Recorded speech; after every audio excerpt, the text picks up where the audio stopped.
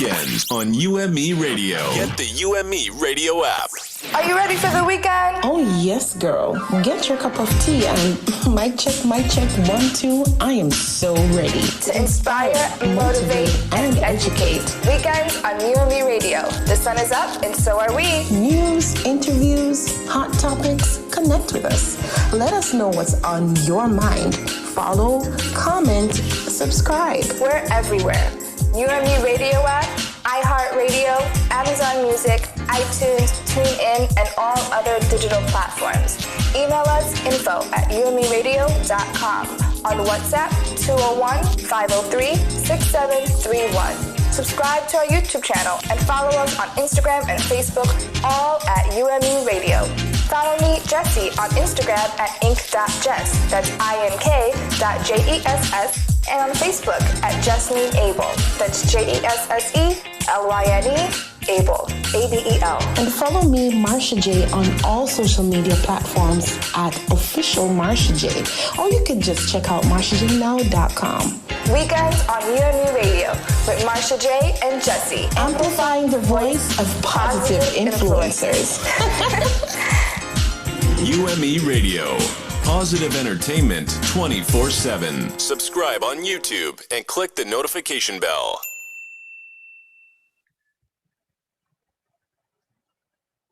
Good morning, Jessie. We're not hearing you. Hey, I bet she's muted. This happens every week, people.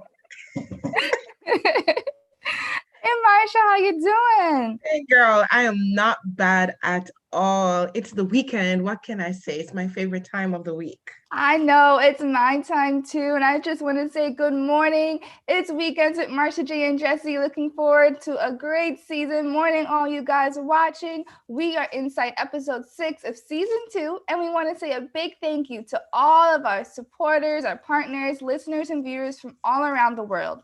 So today we'll be having conversations that, will help you. So please join us in the comment section down below. Like always, if you need advice or answers to a question to help you grow, leave it in the comment section, or feel free to email us at info@umeradio.com. It's our hope that this family program will become a resource for you to be inspired, motivated, and educated. Welcome to Weekends with Marsha J and Jessie on UME Radio. I'm Jessie, and I'm with my awesome host. I'm Marsha J, guys. Hey, guys. So it's March 20th, 2021. 5 days after the airing of what was called the bombshell interview by Oprah Winfrey with the royals of Prince Harry and Duchess Meghan. And if you haven't seen our episode on that, check us out on YouTube or go to umeradio.com because it was a lot, right, Marsha? Yes, it was a lot. Yes. We're still talking about it, and we may touch on it today, just saying. Yeah, it was just a lot, but it was worth it. I loved it. So right now it is 8:04 in the morning. And again, I want to say thank you so much for joining us. We are live right now on YouTube and want to say hello to everyone that is watching. So hi, YouTube. Hi, guys.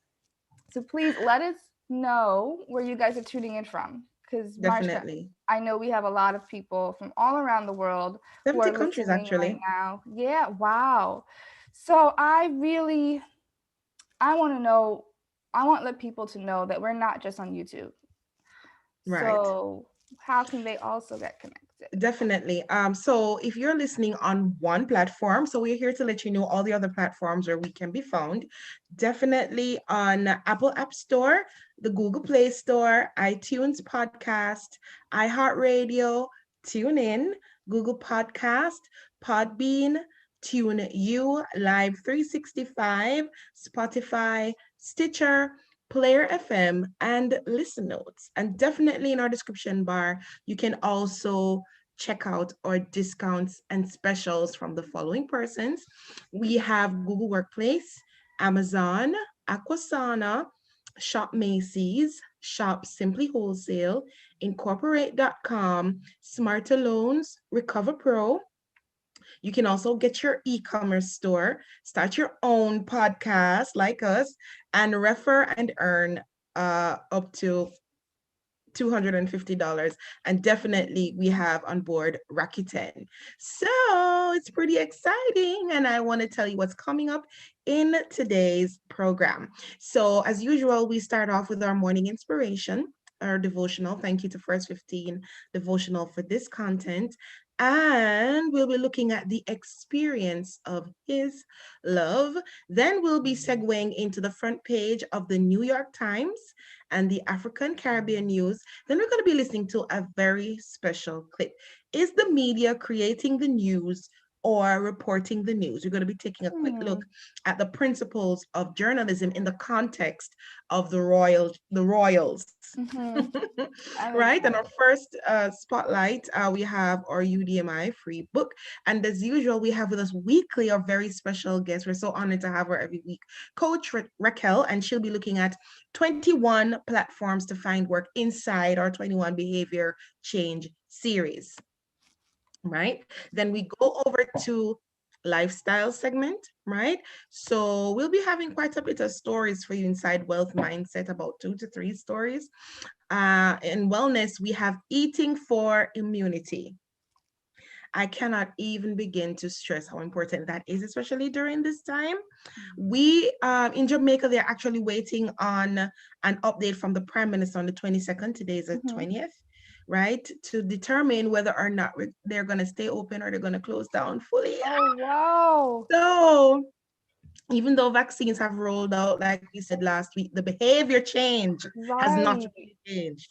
And so, I mean, for persons who have lost jobs and things like that, you want to know, outside of purchasing your vitamin C with zinc, if you can't afford to, how can you eat for immunity? All right, one day at a time living. We have 19 hacks to simplify life this week. I can't wait to get into those. For sure. And our second spotlight, we'll be looking at Althea Athletics. So if you're into feeling good, looking good, making sure that your body is like summer ready, in Jamaica we say summer body, you would want to tune into that. And we have our talent segment at 10 with Jody Ann McFarlane, and she's a new artist and she's doing a children's competition. So I want to hear more about that. We have not done our DJ top 5 in about 2 to 3 weeks because the program has been so juicy. Just saying. So hopefully we get to do that this week. In Travel Boss, has travel anxiety lessened with vaccinations underway? So we took a nice little vox pop.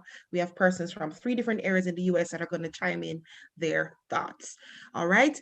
Our quiz competition, I think we're either going to have bingo or royal search today. Let's see what happens with that. And inside our Because We Can segment, we want to look at Archwell Foundation, which was created by the Royals, Compassion in Action. And then, of course, we have our picture of the day, and I won't even begin to tell you what that looks like. I'll just title it Breathe.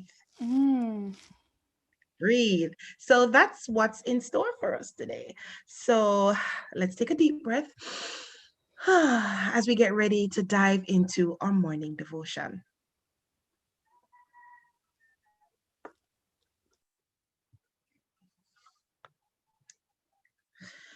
All right, so today we are going to be looking at the experience of his love. And again, thank you to First 15 Devotional for this writing. To know God is to experience God. Just as we experience the aspects of one another as we grow in friendship, we experience the wonders of God as we seek to simply know him.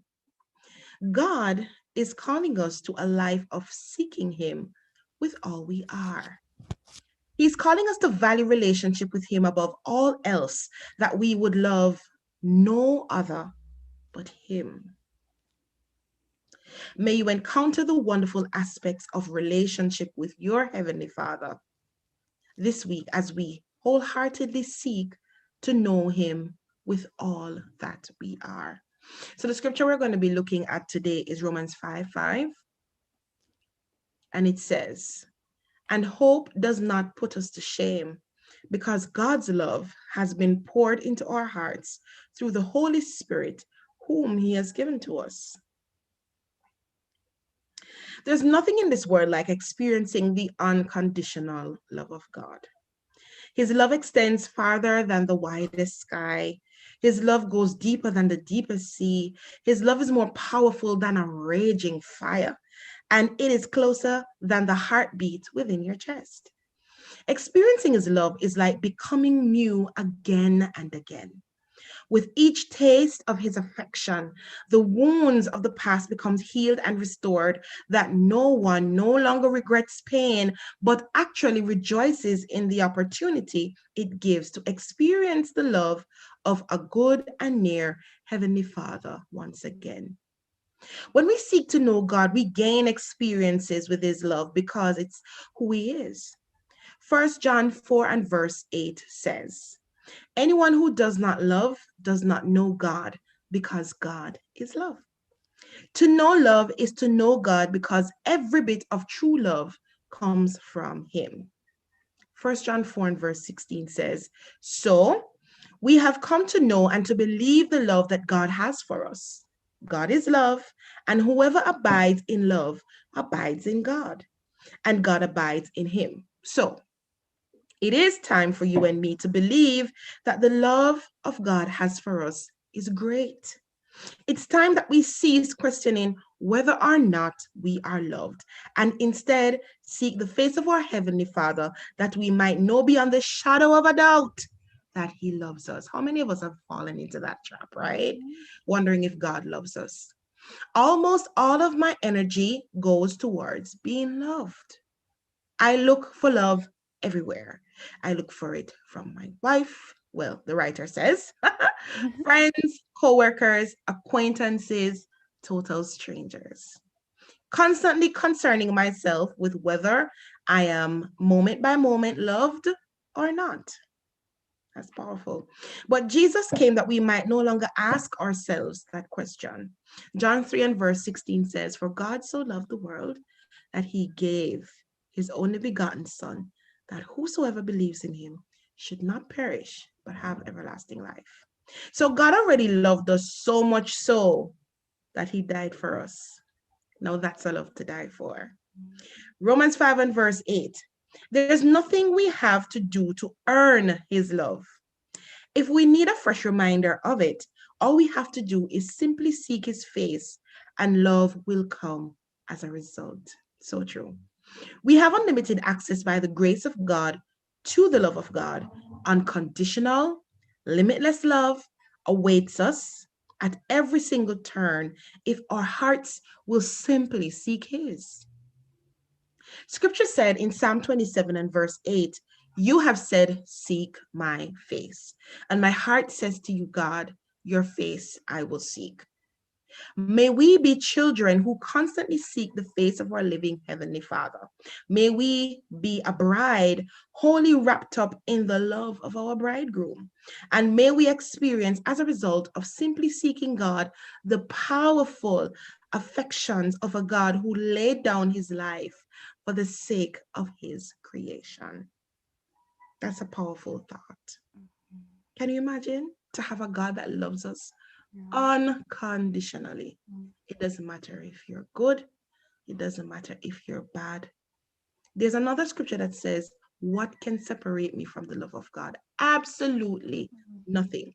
Not height, nor death, or people, nor creatures, nor things present, nor things to come. Nothing can separate us. What kind of love is that, though? What kind of love is that? It's rock steady. It never changes. Now that's reliable love. So meditate on the love of your Heavenly Father. Allow scripture to stir up your desire to seek God. As a result, experience an encounter of his love. And we went through a couple of verses today, just to remind you if you're writing them down. 1 John 4 and verse 8, John 3:16, and 1 John 4 and verse 16. The next question is, where are you seeking love? To whom are you turning for love other than God? 3, take time to seek the face of your Heavenly Father and to encounter his love. Open your heart to him and simply desire a relationship with him, and he will take care of the rest. We have no reason to fear seeking God. All that he would say to us, do in us, and lead us to comes from a foundation of perfect love. There is no reason to fear in this life. There's nothing here that can separate us from eternal, unbound relationship with our Heavenly Father. Allow this love to cast out any reservations you have today. Receive an awareness of his perfect love and rest easy in his kindness. Powerful stuff. Let's pray. Lord, we want to thank you so much for your everlasting love. Lord, we thank you that you loved us so much that you thought it fit to wake us up this morning, or not. Lord, we thank you, oh God, that today is one of those days that we've never seen before, nor we will ever see again. Lord, we thank you for loving us in spite of us. We thank you, oh God, that you don't just love us and leave us, but you love us and you keep reminding us of how much you love us even when we forget. Father God, for those who are not yet experiencing or have encountered your awesomely wonderful, reckless, dangerous love, help us to encounter that this morning, because you loved us so much that you died. And that is so powerful. Father, we pray this morning that you will open up our hearts to receive your love, not just because the Bible tells us so, but because you have proven it to us in so many ways, just by giving us life and breath and family and friends and support.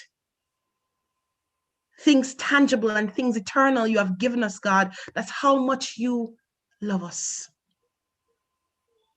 If the seas were ink to write about your love, God, then the ocean would be dry when we begin to recount all the ways that you love us.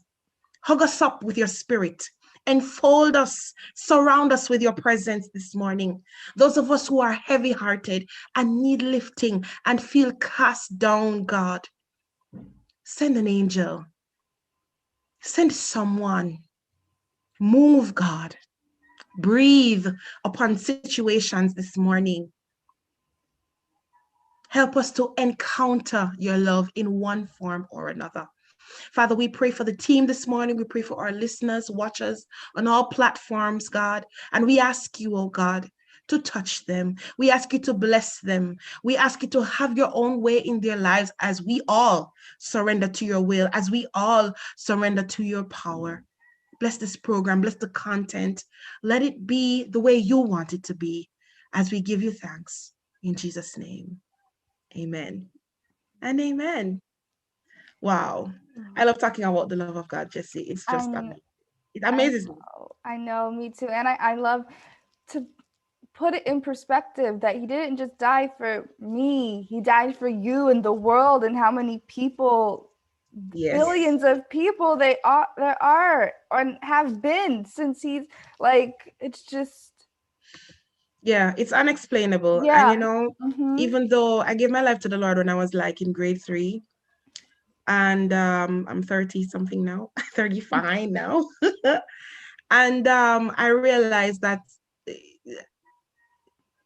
God has never been unfaithful. I might have been like perhaps swayed thoughts in my mind or actions or speech, but his love was just there. And every time I slipped up, made a mistake, didn't understand, reacted out of my flesh, then he would just remind me through either someone, something, a program, something, a song, something, and I don't know. I see him as my BFF.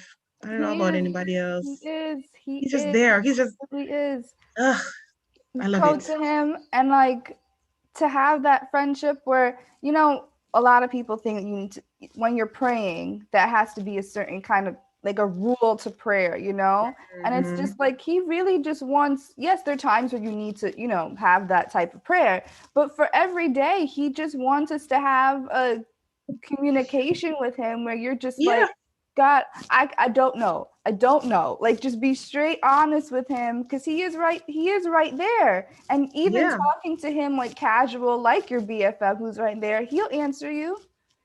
He'll he answer will. you. I love it. He's so much close. He's closer. He's closer than the air that's hitting my face through my window right now. You know, and he has this way of constantly talking to us. Mm-hmm. So I just love it. It's Okay. beautiful. Listen, if you have not encountered the love of God, you need to surrender your life to Him. Yeah. Just talk to Him, ask Him to prove Himself. He's right there. He'll do it. Yep. Yep. God bless y'all. He will. I love it. I love it. And now we go straight into our news. Jesse, what's going on the front page of the New York Times? Okay, so today I'm going to try to do something a bit more positive. Hold on. Mind, guys, I don't know what happened, but you know when you get fuzzies? Yes. Sorry, guys, I got some fuzzies out of nowhere. Okay, so New York Times today, I want to talk about NYC public schools, because students will be able to opt in, or in person for in-person instruction. Woo, that was a lot. But yeah, so if you guys don't know, New York City's public school system is the nation's largest, and it'll give families another chance to enroll their children in-person classes following the CDC guidelines, according to the mayor on Friday. So the new CDC guidelines allows elementary students to wear masks to be spaced 3 feet apart instead of 6 feet apart in reopened schools. And the city's elementary schools, pre-K programs, and programs for children with complex disabilities will adopt new distancing guidelines that have been operating at 1/3 capacity for many months to accommodate more students. And with less distancing, tongue twister, required between students, schools will be able to fit more children into each city classroom. And the city will still continue to assess the risk, adjusting distances for middle school and high school students, and if they should relax the 3-foot guideline just for all schools, middle schools and high schoolers, where the transmission isn't high. And I think that that's pretty good. It's a step in the right direction, you know, and for parents to have a little bit of, I don't want to say peace, but I feel like especially elementary schools, it's not just for the learning, it's for that social interaction. Yeah. And you can't teach that homeschool. And I know people that have their kids in homeschool, but they'll teach them homeschool, but then still allow them to go to whatever nearest public school and stuff to have, you know, school activities and stuff like that, to take part in that. So I'm just like, start to make things somewhat normal, because I deal with little kids every day. If you guys don't know, I'm a student, and I deal with little kids every day, and depending on the age group, a lot of the elementary school ones, it's just like, I miss my friends. I don't get it, and I don't want to wear a mask, you know? So yeah, I think that's a positive thing. So guys, if you guys are in New York City, if you guys have little ones, know that the CDC did redo its guidelines. So now it's only 3 feet apart. Still wear the masks, but they're looking at the numbers. Looks like it's getting a little bit more safer with that. And I think last week or the week before, we talked about restaurants increasing their capacity to 50%. Yeah. So that's what's going on right now. Awesome stuff. All right, so I'm going over to Loop News Caribbean, and good news. Clark's, that's in the brand, the shoe brand, Yeah. rekindles their love affair with The Rock. You know, Jamaica is known as The Rock. So Clark's is back in the news after revealing their newest footwear collection for Spring 21. The iconic brand, which has partnered with Brit Jam footballer Raheem Sterling and Chronix, who is an amazing artist here in Jamaica, has been a staple in Jamaica culture for decades. Lest we forget, a key feature of the Most Honorable Brogard, that's what they call, or Honorable Prime Minister Andrew Holness, 2020 election campaign was the fanfare around his olive green Clarks. So the Prime Minister was actually sporting Clarks, right? And so they have actually gone ahead and designed a shoe that is really looking like brand Jamaica. And when I saw the shoe, I was like, okay,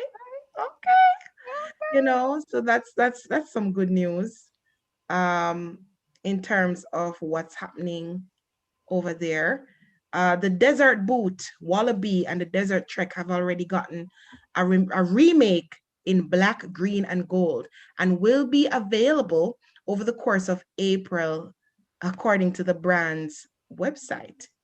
Intricate details, including the signature crepe sole and the soft, breathable leather linings, embossed leather motif, rock-colored stitching, and checkered tag design reminiscent of the Jamaica flag. Both colorways of the Desert Jamaica have already sold out on clarks.co.uk. Can you imagine? Sold out in the UK. With the Jamaica Trek set to launch on the site soon. The entire pack will drop on clarksusa.com and clarks.eu over the course of April. We're proud to have been a part of island life for almost 60 years now. That's why we've reworked 3 of our most iconic styles, the UK-based brand shared in a release. Since they first hit the streets of Kingston, our profiles have occupied a special place in Jamaica culture, the release stated. Plus, to top it all off, the Clarks team teased fans with a coming soon banner on the homepage with the coordinates of Jamaica. Let's see, what could this mean for the popular shoe brand? Tapping into Jamaica like that, and they're already so nice. sold Marsha, out. you know what I want to say real quick? We are not sponsored by Clarks, but Clarks, if you happen to be listening, just off the picture of that shoe, I think you should do one for every Caribbean country. Come on now. Okay. I think I need a Guyanese one for me. We need a Haitian one. We need a St. Louis. We need one in every Caribbean country out there, right? Come on now. I love that. Okay, I think that would really boost if you guys want to partner. Not gonna push it, but I think it's a great idea. Tag them in this video. Tag them and put the right. Yeah, what number are we? How far along? Yeah, tag them. And UMERADIO is so willing to partner with you too. We're ready. Yes. We're ready. Yes. Ken's ready. Yeah. Definitely. All right. So I'm gonna kind of slide over to the African news. Oh God, that's so refreshing. The African news, and this one is for all the ladies. 5 women in. We're looking at africanews.com. That's our source. 5 women reach high office in Libya's government, but long road ahead. Right? So 5 women will hold important ministries in Libya's new government for the first time in the country's history. While the move has been praised, it is far from achieving parity in the UN-sponsored transitional government led by Adibel Hadid al-Dabia. Libya descended into conflict after dictator Muammar Gaddafi was toppled and killed back in 2011, with an array of forces battling to fill the void. The transitional government of national unity, which took office this week, faces the challenge of pulling the country out of decades of chaos and division by leading it to national elections in this December. But with 5 women among its 26 ministers and 6 ministers of state, it also marks relative progress for women in politics. Kudos. All right, so this is a major step to advance women's rights, said UN Women in Libya. While US Ambassador to Libya, Richard Norland, said it was a historic time for Libyan women. The cabinet comprised of 26 ministers and 6 ministers of state, with women assigned to 5 posts, including key foreign affairs and justice portfolios. Right? And so definitely we want to say congratulations, because we are big on empowerment here on UMERADIO, and especially women empowerment. Yes. And so we want to congratulate those 4 to 5 women that have earned. And note I said earned, because for us women, we always have to earn it. Yeah, so that's what's happening in Africa News this morning. Just to kind of give an idea of what's going on there. Okay, so we will now have a media clip that we are about to play. And this clip is from YouTube on UMERADIO. And what's the topic, Jess? So today we are going to talk about, hold on. Is the media creating the news or reporting the news? Thank you, because my computer just, ooh, that was weird. Okay. Okay, so renowned Caribbean journalist of more than 20 years, Garfield Burford, speaks on credible journalism. And we have one more thing that we want to say to you about that. We will be having Garfield Burford on next Saturday to speak on it, but today we will share the principles of journalism with you. So this is a part 1 of a 2-part series. Enjoy.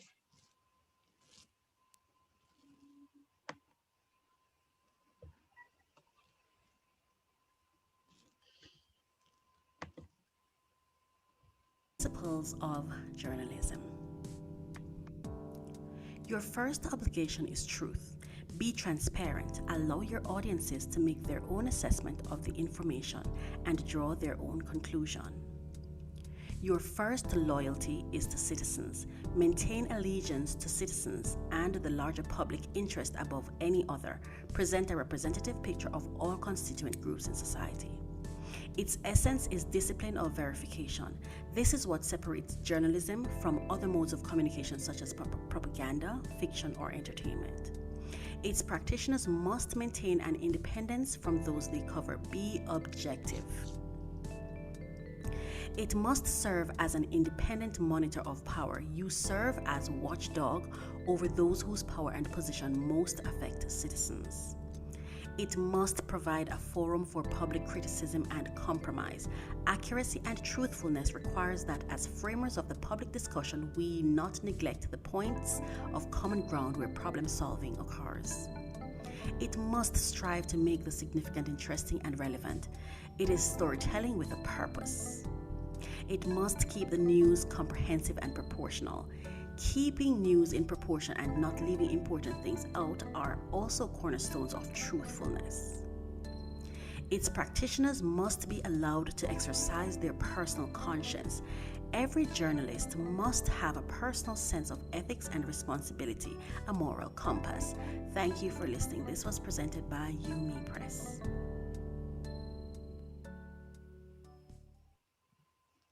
Awesome.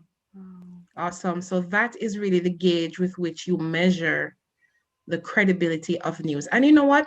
News is important, Jesse. It's important, but what we do find is that sometimes it's not accurate, sometimes it's not factual, and sometimes it's highly opinionated and biased for many reasons. Many reasons. And so I'm looking forward to part 2. And I felt like an example of it, I don't know if you guys know, in New York and with Andrew Cuomo, and he's going through a lot of allegations, and his brother Chris Cuomo does the news, political news on like CNN, and a lot of people, some people were really giving heat to him, saying that why isn't he talking about his brother's situation, and allegations and everything going on. And I was scrolling through and he was like, I don't feel it's not right for him. Yes, he's a journalist, but one, it's biased. It's his brother, regardless of whether he believes, just as journalism's sake, you don't want to put out a biased story, and it's not right. Like, just because, yes, brother may be going through something does not mean Yes. right for you to talk about it just because that's your job, you know? Yeah, it's some very heavy stuff. And I can't imagine well, maybe internal conflict for some may think that's the case, just to know that because he's always had his brother partner with him when he's Right. delivering the news. They're always having this, I don't know, I call it like a cute banter back and forth. And the Yeah. last one with, oh, you need to call your mom. I really enjoyed that one. Right. So just to kind of hear what's happening now is kind of mixed It's feelings. touchy. I don't think I would want, like, I would want my brother in a that seems like more of a private thing, even though it's such a clearly a public situation. In that Yeah. case, I'm like, I don't know if I would want my brother reporting on it. No, I wouldn't either, because that in itself is a whole new story if he had ever done that on any level. Right. Yeah. Yeah, and stuff like these break family apart, so you have to be so careful and so mindful. That's true. Definitely, definitely. Well, that's it for the news this morning, everyone. I trust that you were definitely informed and inspired. And we look forward to part 2 next week. Now we're going to go over to our spotlight feature. And this week, we're going to be talking about the UDMI free ebook. Listen, we've been talking about it for weeks. We're bringing it back this morning because we want you to be empowered. We want you to benefit. We want you to ask questions about what's going on with this free ebook. And aside from the fact that it's free, everybody loves free stuff, but it actually has important information, people, right? Talking about brand share and trends and strategy. All of these are simply keywords that you want to use, especially too, because we have Coach Raquel that's coming next, and she's going to be talking about multiple streams of income and all of that stuff. And this is one way, where you can get informed, let us help you get to where you want to go, managing e-commerce, selling digital gift cards, just so much that's going on.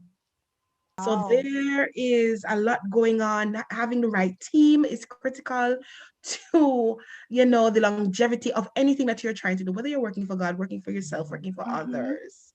And it is alleged. Let me put that there. It is alleged, so we want to ensure that we are a part of your virtual shift by offering this free ebook that will give you information that you need in order to grow your existing business. Yeah. You know what? One thing, Marsha, I want to say that real quick is that I noticed when you mentioned churches, so a lot of them, before this C-19 happened, I feel like a lot of them were stuck because there was a rift between, you had newer people that were doing their church online kind of thing and streaming, or they have like a YouTube channel and preaching that way. And then you had a rift in the brick and mortar being like, you guys can't do this. This isn't Christian. What are you talking about? And then now with this everything going on, it's like, okay, everyone has to do this now, And I feel like the positive of it is that you're getting young people in to the church to talk about it, because they may not want to originally start with brick and mortar, and they may want to see someone that they see online that's like, okay, to get God that way instead of immediately going to church. I don't know. Yeah. It's up for, what do I say? It's up for conversation, opening for conversation. One of the things I love particularly about Kingdom is that it is not contained to a particular era. Right? It actually grows with you through time. Yeah. So there's conversation to be had about, for instance, the church and where the church is going and what is tradition as opposed to what God really is saying now, Right. as to how to navigate, because we know for a fact that the word of God does not change. It stands sure. It is forever. But how the message is delivered, Right. it has evolved over time. Definitely. All right. So that was our feature on the UDMI free ebook, and you can go on over to our website. I'm sorry. It's a tongue-tied day. UMEDigitalInc.com. Definitely. And so we now talking about digital, we're gonna segue again into or 21 behavior change, 21 platforms to find work. Now, a proven strategist, Raquel is a beneficiary of the eCornell Bank of America Women's Entrepreneurship at Cornell University, where she completed certifications in entrepreneurship. She's also a certified career coach. As a child, Coach Raquel endured the countless challenges of poverty firsthand, which ultimately shaped her into the compassionate, courageous individual that she is today. And in overcoming such hardships, she has become adept at helping others avoiding these pitfalls of career and life to step into their very best versions possible. Okay. Above all, with over 15 years of leadership, she is a true advocate of positive change in the 21st century, helping individuals and companies achieve their goals. So presenting to some, introducing to others, none other than our favorite guest, or one of our favorite guests, Coach Raquel. Good morning. Good morning. Can you hear me clearly? Yes, but you're a little bit low, so you could project a little more. Is that better? Yes, that's a little better. Okay, wonderful. Good morning, ladies. How are you? Good. Fantastic. Oh, wow. Great job. Really, really good job. If I may I chime in on some things you said? No problem. Before I begin. The Clarks, that's a shoe, right? For Jamaica. Yes. You know, as I was sitting listening to you, I was like, I hope there's a benefit for Jamaica in that, as in financial benefit, right? Yeah. To the Jamaican brand, because a lot of people use the brand, but the financial return does not always happen all the time. So I'm certainly hoping that in this instance, there's a benefit to Jamaica and the people of Jamaica. Yes. Or those people who influence the brand, you know what I mean? And then when you spoke about the kids going back to school and think, oh my goodness, I am not someone who goes out a lot. I work from home. And so I really, really have not really felt a huge impact of wearing the mask. And this week I got an appreciation for it. And I really give thumbs up to everyone who goes out every day and put that mask on, because it's something. It is something, you know. An experience. It is an experience.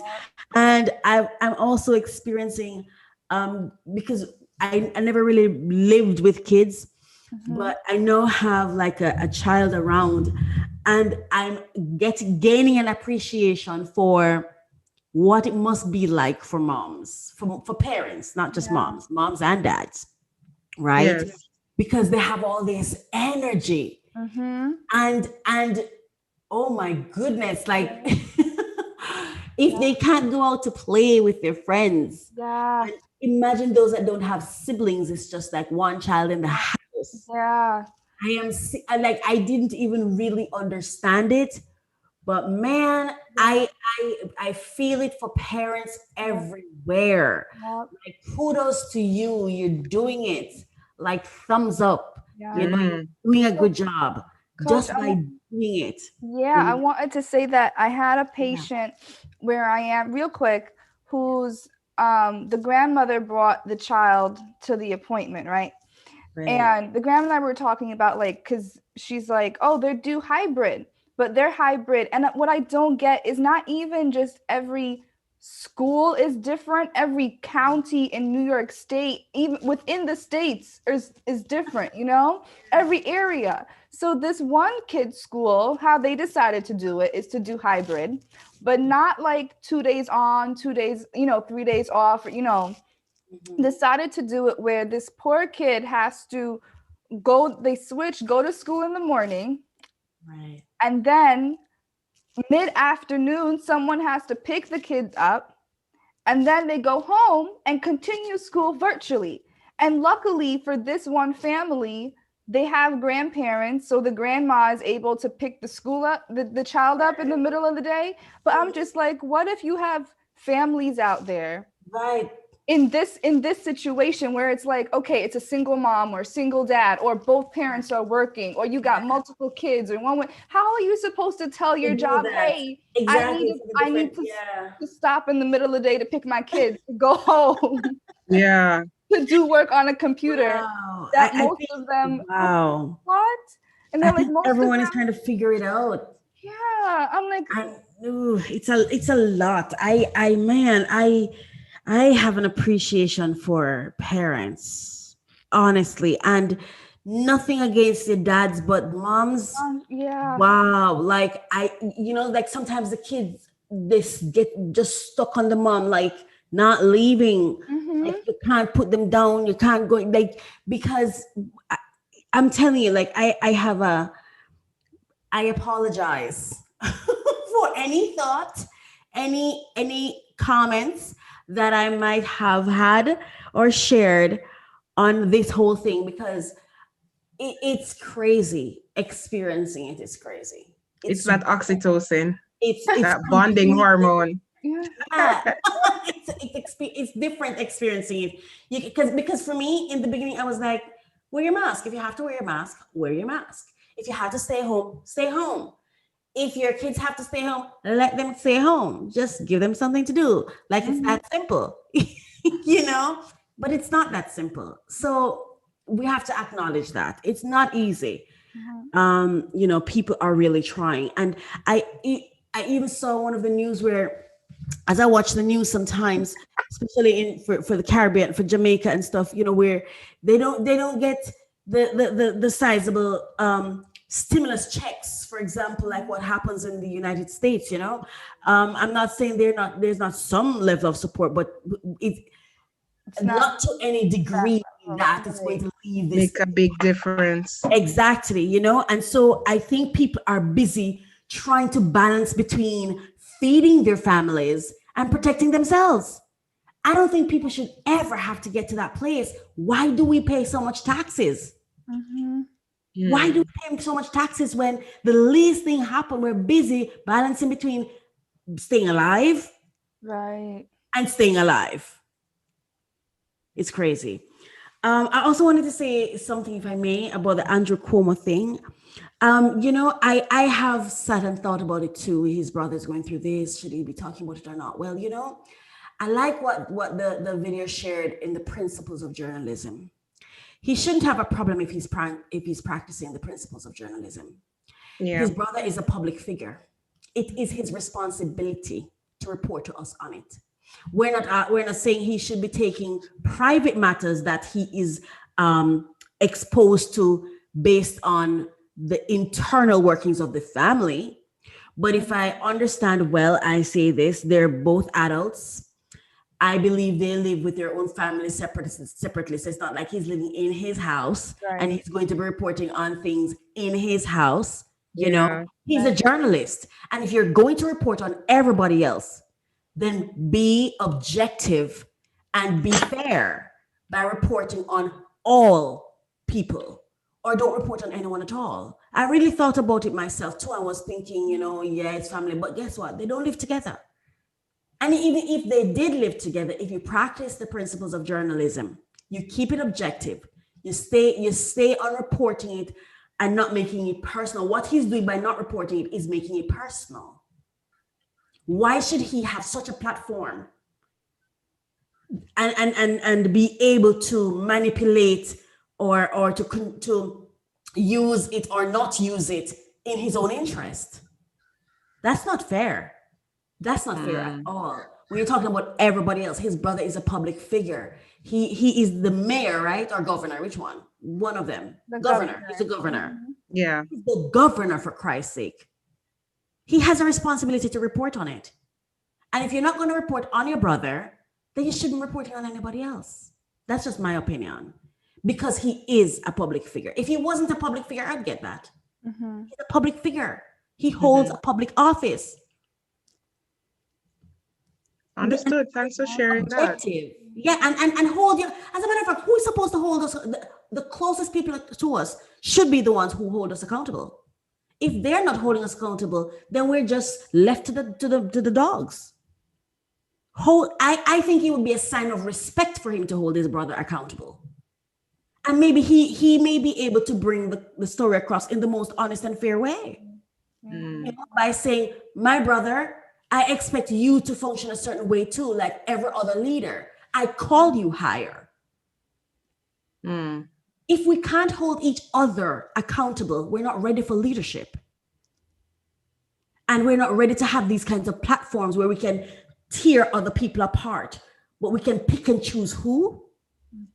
Where did fairness go in media, in reporting? It's like everybody's just opinion these days. Which news, which program on TV now is the objective and fair, and as opposed to the opinions and whatever? Because these days, as soon as something happens, it's like everybody's saying it's my opinion, it's my perspective. So hold on. Are we positioning? Do we have a flag that says, hey, this is just an opinion program? Right. How do people decipher? Is this something I'm supposed to take as truth, or this is just somebody's opinion? I think there's so many blurring. I'm so happy you guys are going to be having someone on the show to really talk about this. I think it's a real issue. And people are leaving these platforms, watching it and leaving it thinking it's gospel, thinking it's truth. It's terrible. They're able to have such an impact. It's mass communication. They're talking to the masses. And you say one little thing on YouTube and the thing gets shut down. It's crazy. So why is it that these people on these platforms are able to do that? And pick and choose who they want to hold accountable? I think it's irresponsible of Chris Cuomo to do that. Irresponsible of him to pick and choose. Now, do you think that, because I haven't been 100% up to date on it, but do you think it's fair for him to, not to say that the issue shouldn't be this, because I believe the issue has been discussed on the program. I think he's on CNN. But should he be the messenger of the message, or have other people, other anchors? I believe he should do his job like he normally does it, regardless of who the topic is. However he addresses other news stories is how he should address this one. And if he finds himself in a conundrum where he's saying, I can't address it this one because this way, I can't do the same with my brother as I do with everybody else because it wouldn't be fair, then he should change how he treats everybody else. Because it means that he's not doing objective journalism. That's my opinion. If when I come on the show and I am participating with you and I'm sharing information and all of a sudden my family's involved and I'm like, I can't do that with my family here. My kid is watching, I can't share this. So no other child should be watching if my child can't watch. Right? So I'm saying if you are doing your job objectively, it shouldn't be a problem. It shouldn't be. If you were always doing your job and you were being objective, as based on the principles, and I think you guys should start playing that every day, every week, because I think it's missing. I don't think people understand anymore what is reality TV and what is real TV. What is real, what is facts, and where are the fact checkers? They only check those people who they think they can shut down. I don't understand. You put something on Instagram and it's gone. I have this platform where CNN is based on my understanding, is a news center. News is what they do, right? Primarily news, documentaries, interviews, right? Current affairs is what they do. So when somebody like a Chris Cuomo has that kind of show and that kind of position, people aren't going to listen to him and actually believe what he says. Yes. So if he cannot report, I believe if he cannot report his brother in the same vein that he reports everybody else, then he really should take stock of what am I doing, and I may need to check myself, because if my family is going to be hurt by it, how many other families are being hurt by the way I'm carrying out my job? So what I say to that, Jesse, is yes, he should. What I'm saying is, if you are doing your job, and if you've been doing it the way it should be done, then you wouldn't have to worry. You don't have to worry, because then you'd be fair to your brother too. Right. Because if you're being fair, then naturally you'd be fair. He would just fall right in being fair. Mm-hmm. That's just my opinion on that.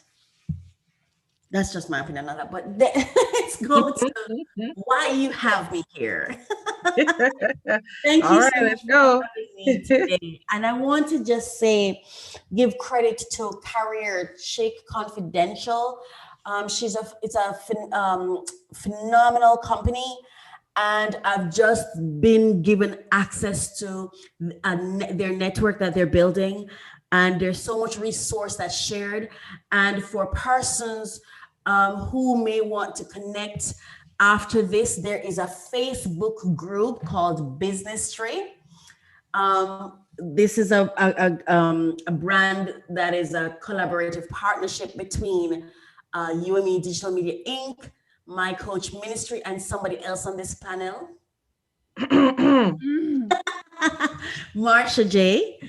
So her brand, one of her brands, Business Tree, which is an empowerment tool for faith-based creators to build a business around their ministry, right? So you can sign up for this Facebook page, because coming soon, all of this information and more, along with online work opportunities, will be posted, and you'll be able to access it. And this is geared specifically towards faith-based creators. We're not saying anybody else cannot log on, but that's the priority group, that's the target group, that's the group we're seeking to empower and to provide resources and access to resources and tools to. So the link is facebook.com/groups /business tree, and the business tree is spelled BUSINESSTRI, and Marsha J can tell you why it's TRI when I'm done, right? So you can go there afterwards.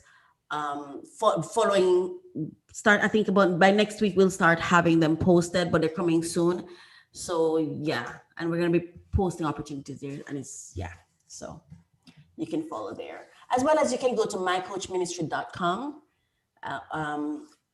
and you can also access the information. So maybe you aspire to being your own boss, but you don't want to risk falling behind on your mortgage or your children's tuition or your groceries, your economic support. So taking a temporary job will ensure that you still have some income coming in.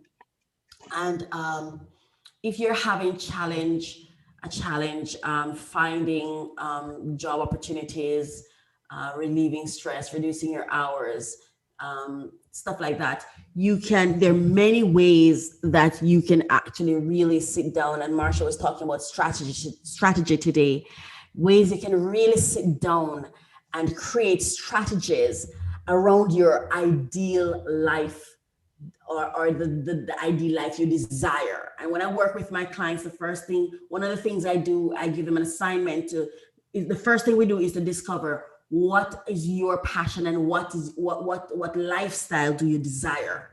And then we build a strategy around the lifestyle you desire, right?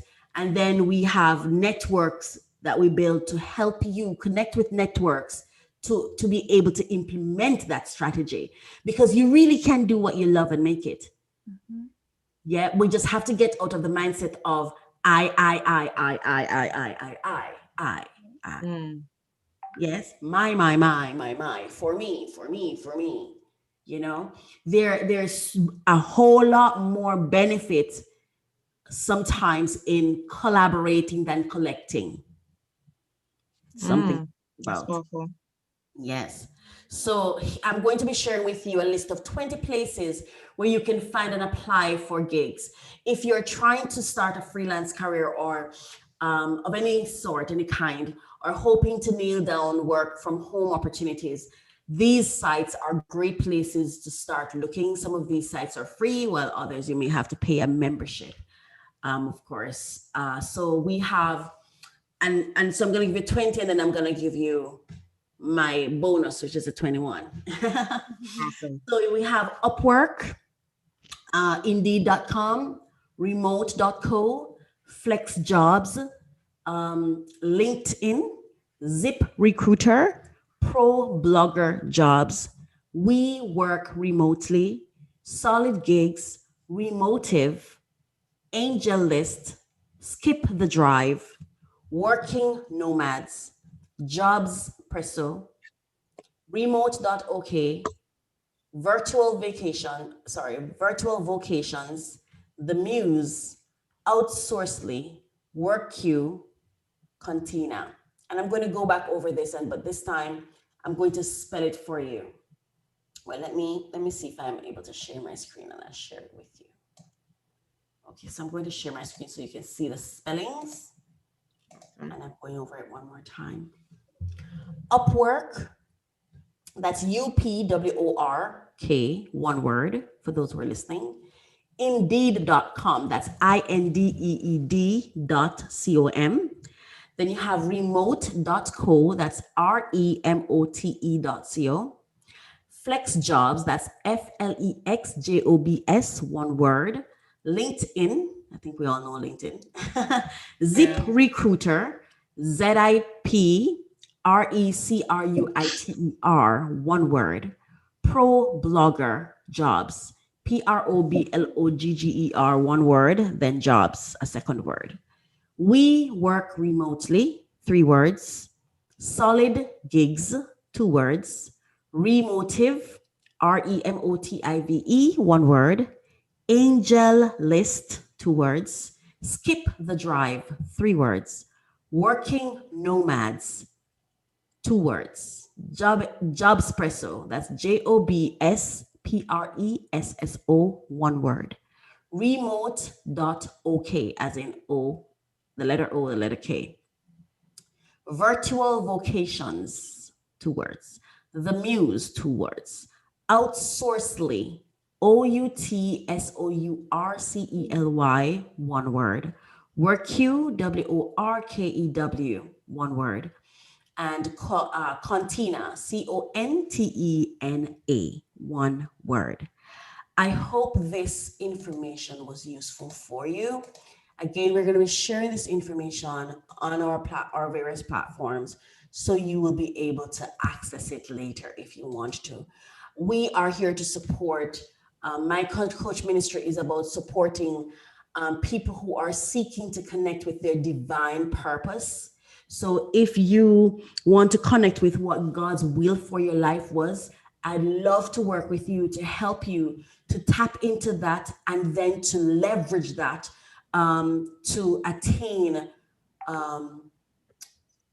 success so that you can thrive in your life, because God did not put us here without giving us the resources that we would need in order to thrive.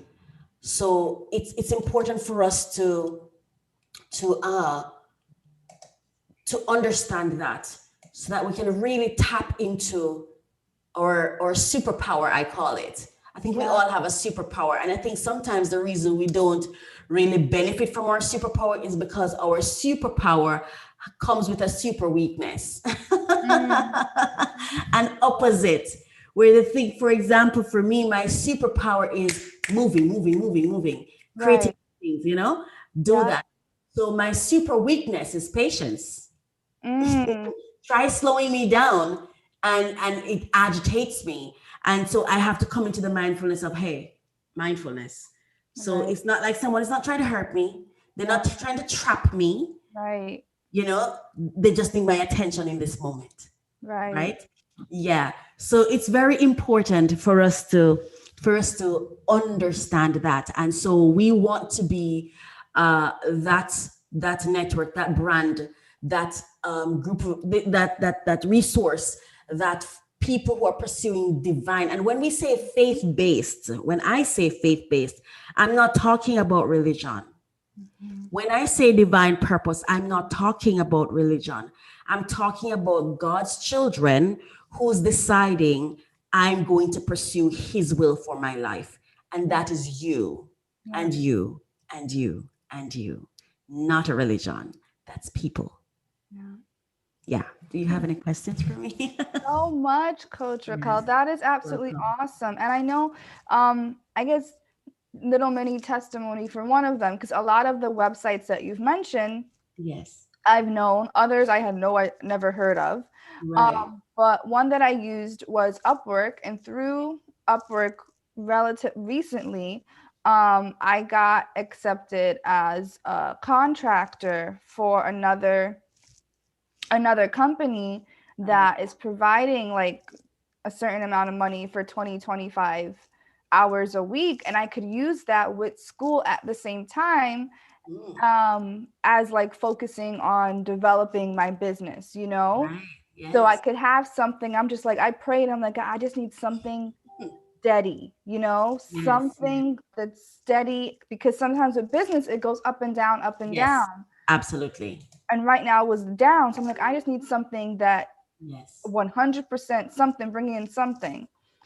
So I don't want you guys to be afraid of it. I want you guys to do it, because you honestly don't know what's out there until you try. Yes. And the thing is, right, your business should go up and down, in and out, around town. Change is supposed to happen. That's the only way growth happens, right? We look at the plants, and like, for example, I have an orchid. I bought a pair of orchids, and I didn't treat one too well. Oh gosh, I love orchids. They're my favorite, but I'm a plant killer. I'm not a good plant person. Yeah. I didn't treat one so well, and so it doesn't have any buds on it. And the first one, I didn't treat it too well either, but it was I guess where I put it, the environment was better for it, because I wasn't really treating any of them. But the second one kind of had leaves, and it had, you could see where it has the potential to bud. Right. Bloom. And so I started watering it, and it's actually bloom. I think I lost why I mentioned the orchid. Well, we were talking about. Why did I mention it? Okay, I remember now. That's funny. Yeah, so when I go out there and I see a new bloom, before I never really used to pay attention to it. But since 2018, between 2016 and 2018, when I really connected with my life's purpose and understood that mindfulness and consciousness and all of that and coaching has been my gift all along. But when I came into the mindfulness and awareness of that, I started coming to the mindfulness and awareness of things. And so for me, as I sit and I watch it, I'm like, we never give the trees credit, the flowers credit. When we see that new sprout, we don't know what the experience of new growth is for them. Yep.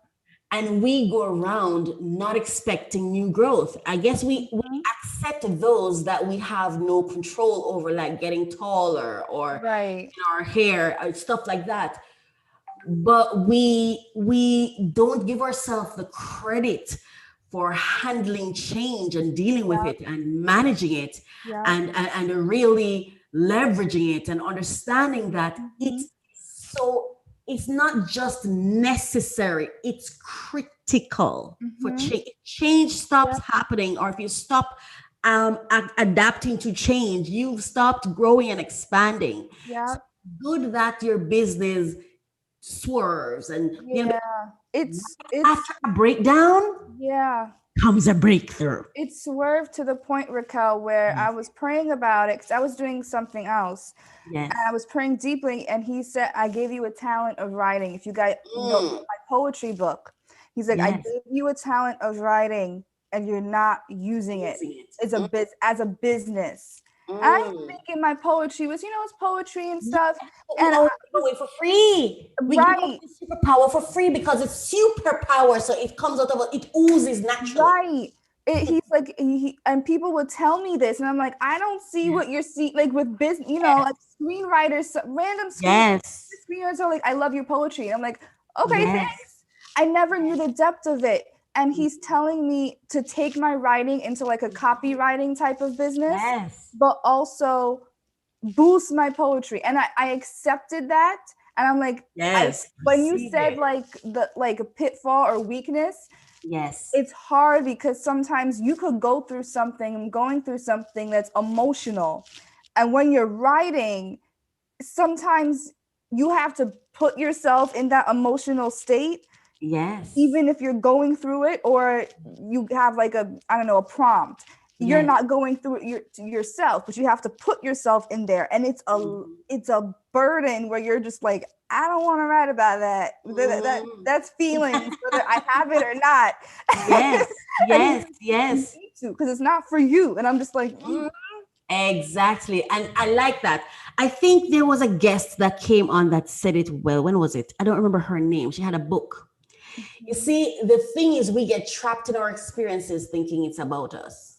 But it's not about us. And it's not easy, but this is why it's critical to have the right people around you.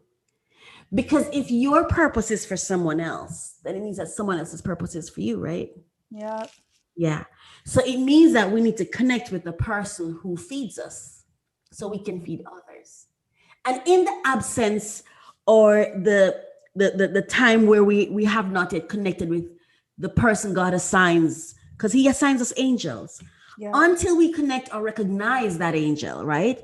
Or until we tap into who we are. Who we are and what our purpose is. There's God. There's him himself that we can run to.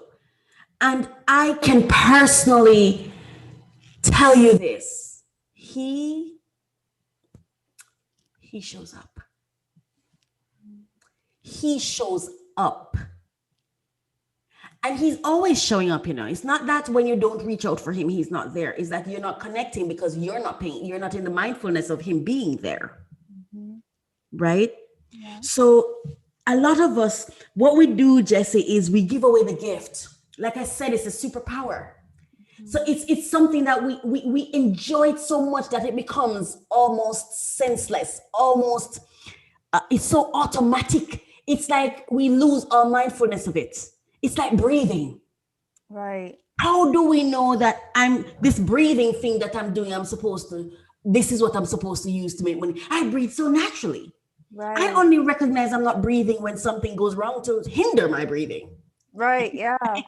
Exactly. And that's what the superpower is. He gives us talents and gifts, and it's our superpower. But unless we intentionally seek for it, because that superpower is attached to our pain. So we don't want to have to deal with the painful part of it. So we don't want to have to go search for it, to go confront it, to go now decide, this is what it is. But with that, no, there come this, right? So the superpower comes with a super weakness that we will now have to deal with. And in a world where cosmetic rules, being true self, has become more difficult for some, which makes it even harder. So, and for the persons who are, what I always say is, first figure out what your gift is, create a strategy around that, then collect partners or collaborate with people who synergize with your passion, with your purpose, right? And then those opportunities will come out, and you'll find You will make your vocation your vacation. Make your vocation your vacation. Build your passion, build your life around your purpose and be clear on what kind of work do I want to do.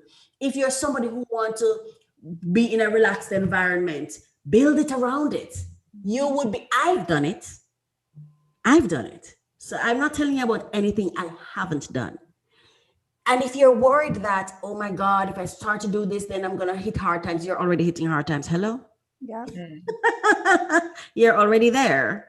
So bet on you, bet on your gifts, bet on God, right? So I hope this information help you. And the UME Digital Media Inc. has a network that we're all a part of that you can join to if you want. You have Business Tree for Caribbean nationals, and you have Brand Share for international partners, where you get to connect with other professionals and you're able to share and let them share your own gifts, and then see where you can collaborate or get mentorship or just connect with people and grow and build together. There are other people who do it, other cultures who do it. And it is my belief and understanding, based on information I've been exposed to, that there is a conscious effort to prevent Black people from doing it. And there is a reason. That's all I'll say for today. If you have no other questions for me. Yes. Thank you so much. Definitely potent information. And while you're watching, please remember to share this information, because in times like these, people will always need this type of information to help them. Do not just keep this goodness to yourself, and one of the aims of this program is to reach 1 million people. Yep. And that is where we are with that. While this interview was going on, I was there like sharing, listen, I know you need this interview. Come on over and watch. Current affairs. We need to know what's happening. Thank you so much, Coach Raquel, for your presence and the information extended to us. Thank you. Yes. And I want to hop over to YouTube really quick. I just want to say good morning, Miss Apostle Faith Walters. How are you? Thank you so much for tuning in. Hi. We're so happy to have you here. So we're going to we talked about a lot about with business and life and changing. And we're going to talk about our lifestyle segment. So if you guys don't know, lifestyle is the interests, opinions, and behavioral orientation of an individual, group, or culture. In one's own development of self, are you deliberate and calculated to live the life you love? What is your mindset in wealth, wellness, and day-to-day life?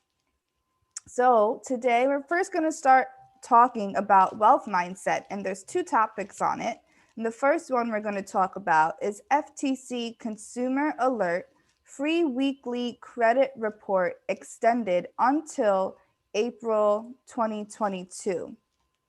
So, if you are feeling anxious about your financial health during these uncertain times, you are not alone.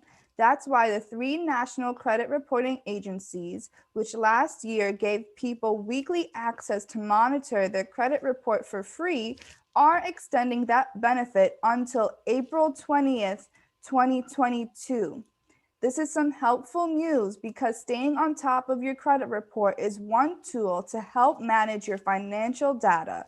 Your credit report has information about your credit history and payment history, information that lenders, creditors, and other businesses use when giving you loans or credit. And we have an article here from Selena Post talking about that.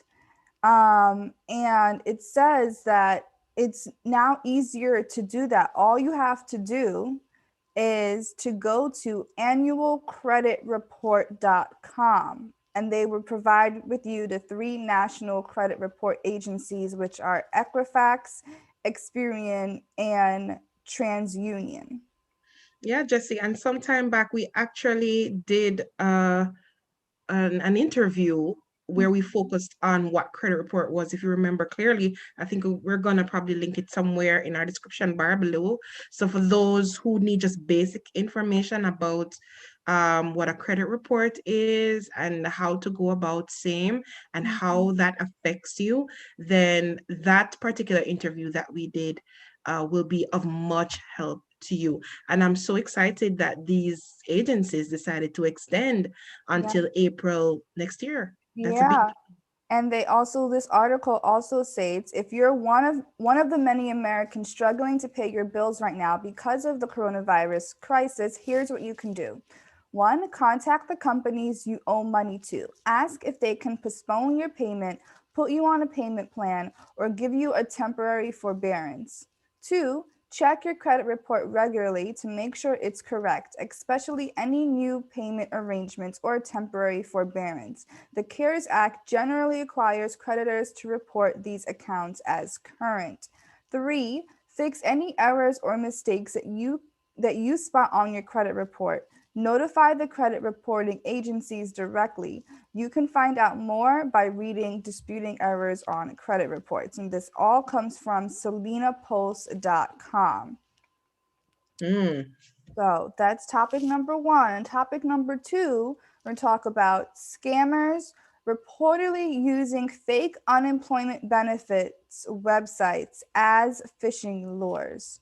So at this time, when many people are left jobless, we know because of the pandemic, and people are struggling to get by because of that, there are a lot of scammers now. And scammers reportedly are using websites that mimic government unemployment insurance or UI benefit websites. And these sites trick people into thinking they're applying for UI benefits, and they wind up giving the scammers their personal information. Marsha, I don't know. That is just so, you know when we say the world's wicked? True. How low do you have to go to create something like that when people are struggling? Definitely. Well, you can't even think of persons. I mean, if you and I have a conscience, we have to remember too that not everyone will. And the desiderata says that there's always someone, quote unquote, lesser or greater than you. So for those who feel like they're even less fortunate, or maybe not, their heart is just not in a position to not do that. It's just ingrained in them, and so we just always have to be on the lookout for these things. I know it is intimidating in this time and season to be even trusting online AIs and things like that, but to be informed is very powerful, and that's why we do segments like these to make sure that you are aware, right? And just to close off this article, I think we should actually share some notes as to what people can look out for. Here's what they need to know. Yeah, and I'll talk while that comes back up on the screen. But the Department of Justice National Unemployment Insurance Fraud Task reports that scammers lure people to their fake websites by sending spam text messages or emails. And guys, this is coming from consumer.ftc.gov. And they give some reasons and ways of how you can protect yourself. So never click on links in an unexpected text or email claiming to be from an SWA or a state workforce agency. If you have applied for unemployment insurance benefits and get a text or email about your application, contact your SWA directly using contact information from its official website. If you need to apply for unemployment insurance benefits, use this link, and they provide a hyperlink to it to find your state's application page. If you gave someone your sensitive information, this is key, and you find that they may, it's not true, this is false, it's a scammer, visit identitytheft.gov/unemployment insurance to learn how to protect your credit from scammers, or if necessary, report that someone has misused your personal information to claim UI benefits. If you get a suspicious text message or email message claiming to be from SWA, please report it to the National Center for Disaster Fraud by visiting justice.gov/disaster-fraud or call 866-720-5721. You can also report it to the FTC at reportfraud.ftc.gov. Wow. So many things to look out for. So many things. Yeah, and guys, we hope that you take this information seriously. And I just wanted to share, even as we wrap up yesterday, I'm just trying to pull my notes up. I was in a very interesting workshop about, even as Coach Raquel was talking about varied sources of income, to kind of talk about real estate real quick. I do not claim to be an expert on this topic, but just sitting in the session and just kind of trying to garner some new information pertaining to this. So Tai Lopez is a very popular brand, I would say, that has various strategies on how to build your own personal brand. So it's not one thing. It just depends on who you are and what is it that you would like to pursue. And so they hosted a workshop yesterday where they spoke with one of their clients who is 21 years old, and he just closed a deal for $500,000.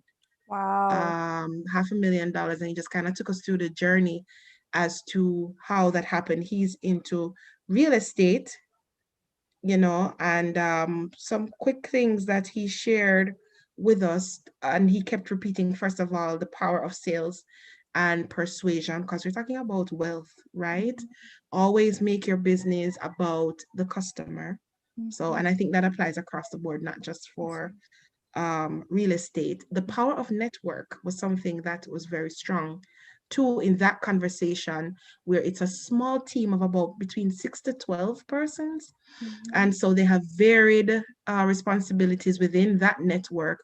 And that's how they actually do what it is that they do. When it comes down to real estate, though, some of the things that you want to ask if you get into this business is the amount of rooms, the square footage, lot size, condition of the property, estimated repairs, and normally whatever is quoted for estimated repairs, especially if you're into buying properties and flipping it, always add at least 5K more on it. Find out from them, why are you selling? Right? What is the motivation to sell, which is a big deal. And I'm just going to stick a pin right there. So I have a family member that is currently pursuing a home. And the person that's selling the home is actually a vacation home for that person. And God was so good that the home is actually furnished with everything. And they're actually selling the home with everything. So that's like, it's a 2-bedroom, 3, whatever. So we're asking, doing our due diligence and trying to find out, why do you want to sell and so on. And, he was just saying he wants to pull out of Jamaica and he doesn't want the home anymore. So that's it. So naturally, they're going to be competitors. And so as a family, we put in the bid as to what we would like. And there's someone else that actually put in the bid for a higher amount. But the owner of the home said to us, because your family member, this is their first time home, we want to give them the preference, right? Give them the preference. And so even when you're talking about motivation to sell, don't be afraid to ask or to state where you are, because sometimes that actually works out in your best interest. All right. Find out about any mortgages that the homeowner has, back taxes, lien on properties, and definitely maximum allowable offer, which is called MAO, and ensure to have yourself an investor-friendly attorney, not just any attorney, but someone who actually specializes in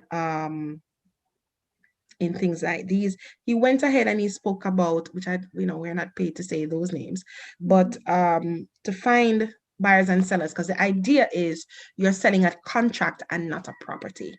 That was the context of the conversation. So what you need to do is to find a seller, have your contracts in place, and then find a buyer. So really you have nothing to do with the property per se. And this can happen within the US or country to country, depending on how you want to do this type of business. And he actually gave us a whole formula as to how to come up with your different profits and how he actually closed a $500,000 deal. So everybody is seeking to sustain themselves during this time. And I think it was a very fruitful conversation for all 100 and odd of us that were in the room. And, just to kind of think sometimes, well, I don't know about anybody else that's watching, but where I'm from, the culture is that you just go to school and you have one job for the rest of your life, right? And not so. That's not the case. You can do many things as long as you manage your time well and you have a vision of where it is that you want to go.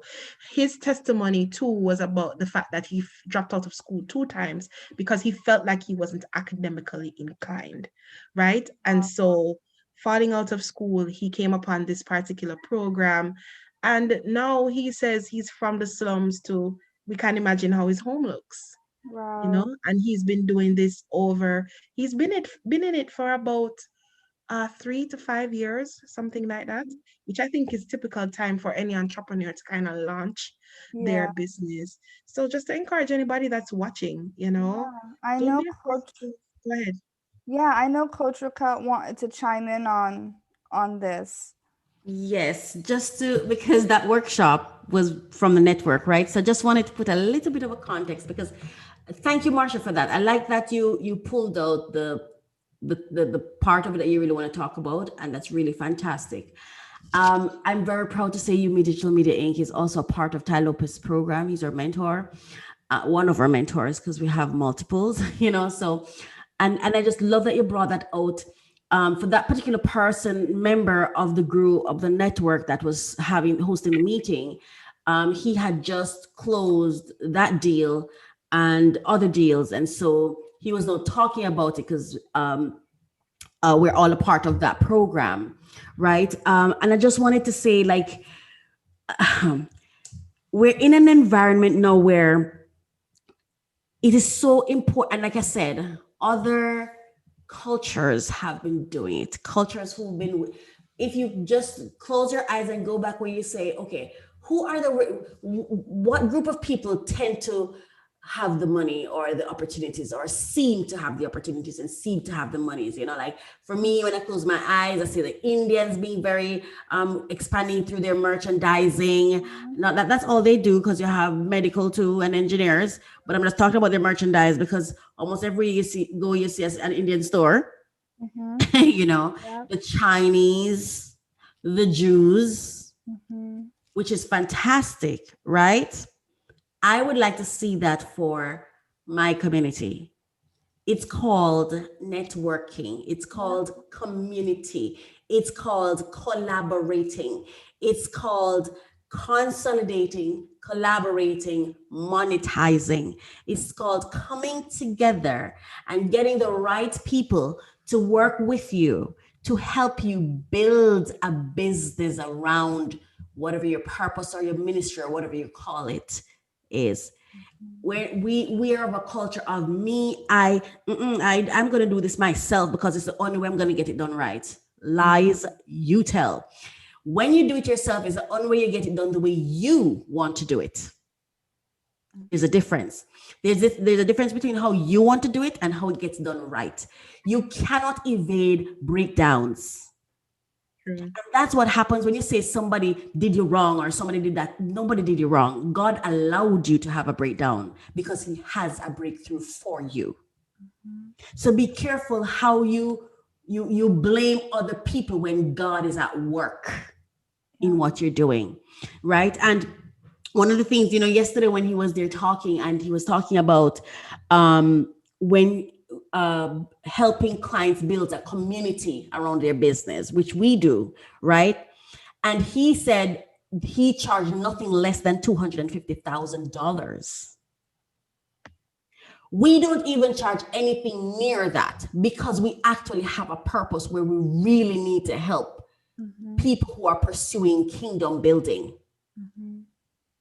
We really have to get to an understanding of understanding the value that's in front of us. The value. I'm a serial entrepreneur. And you know what I did? In order to learn anything new I go into, I don't charge. You see, I don't collect, I collaborate. Because when I collaborate, I have a greater opportunity of learning. I have a greater opportunity of being supported. I have a greater opportunity of being able to leverage more than just myself. So for example, I just say this to my clients. Okay, let's say you're good at writing one-pagers. Imagine if, and you sell one-pagers for, let's say, content writing or copywriting. Yeah. And you sell a one-pager, that's what you're good at. That's your comfort zone. That's what you're happy with. And whenever they say write 10 pages, you just feel overwhelmed. You know, you can collaborate with other people and have each person do a page and still sell their skill set as well. There's a whole thing, you know, and as part of this network, I just wanted to let them know that the workshop was even so much more. He because this particular person, his thing was real estate and working with people in that area and people who want to also get into real estate. So he builds this community of real estate professionals, right? So not only does he sell it, but he also build a network so that as he succeeds, there are people who are able to tap into his own client database as well. You know, so because that's how wealth is created.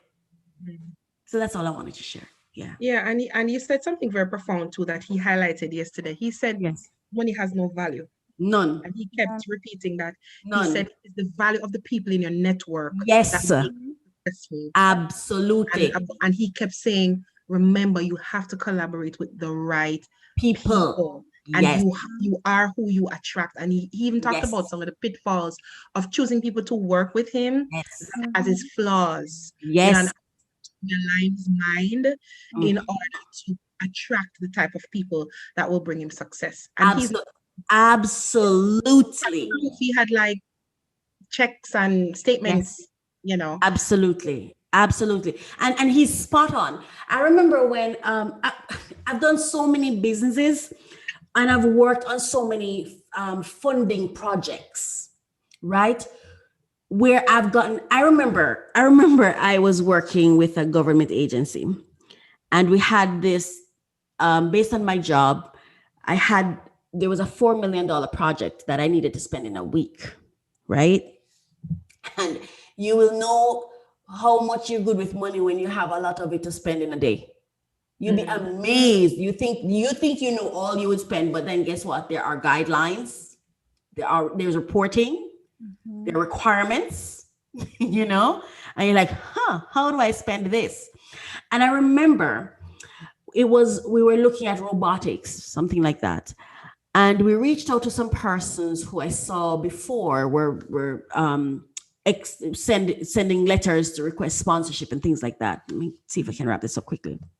And I remember I spoke to one of my friends who said, oh my God, I know this guy, he's really, really good at what he does.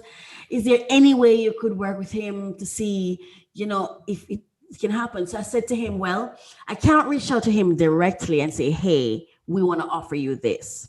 But this is what I can do.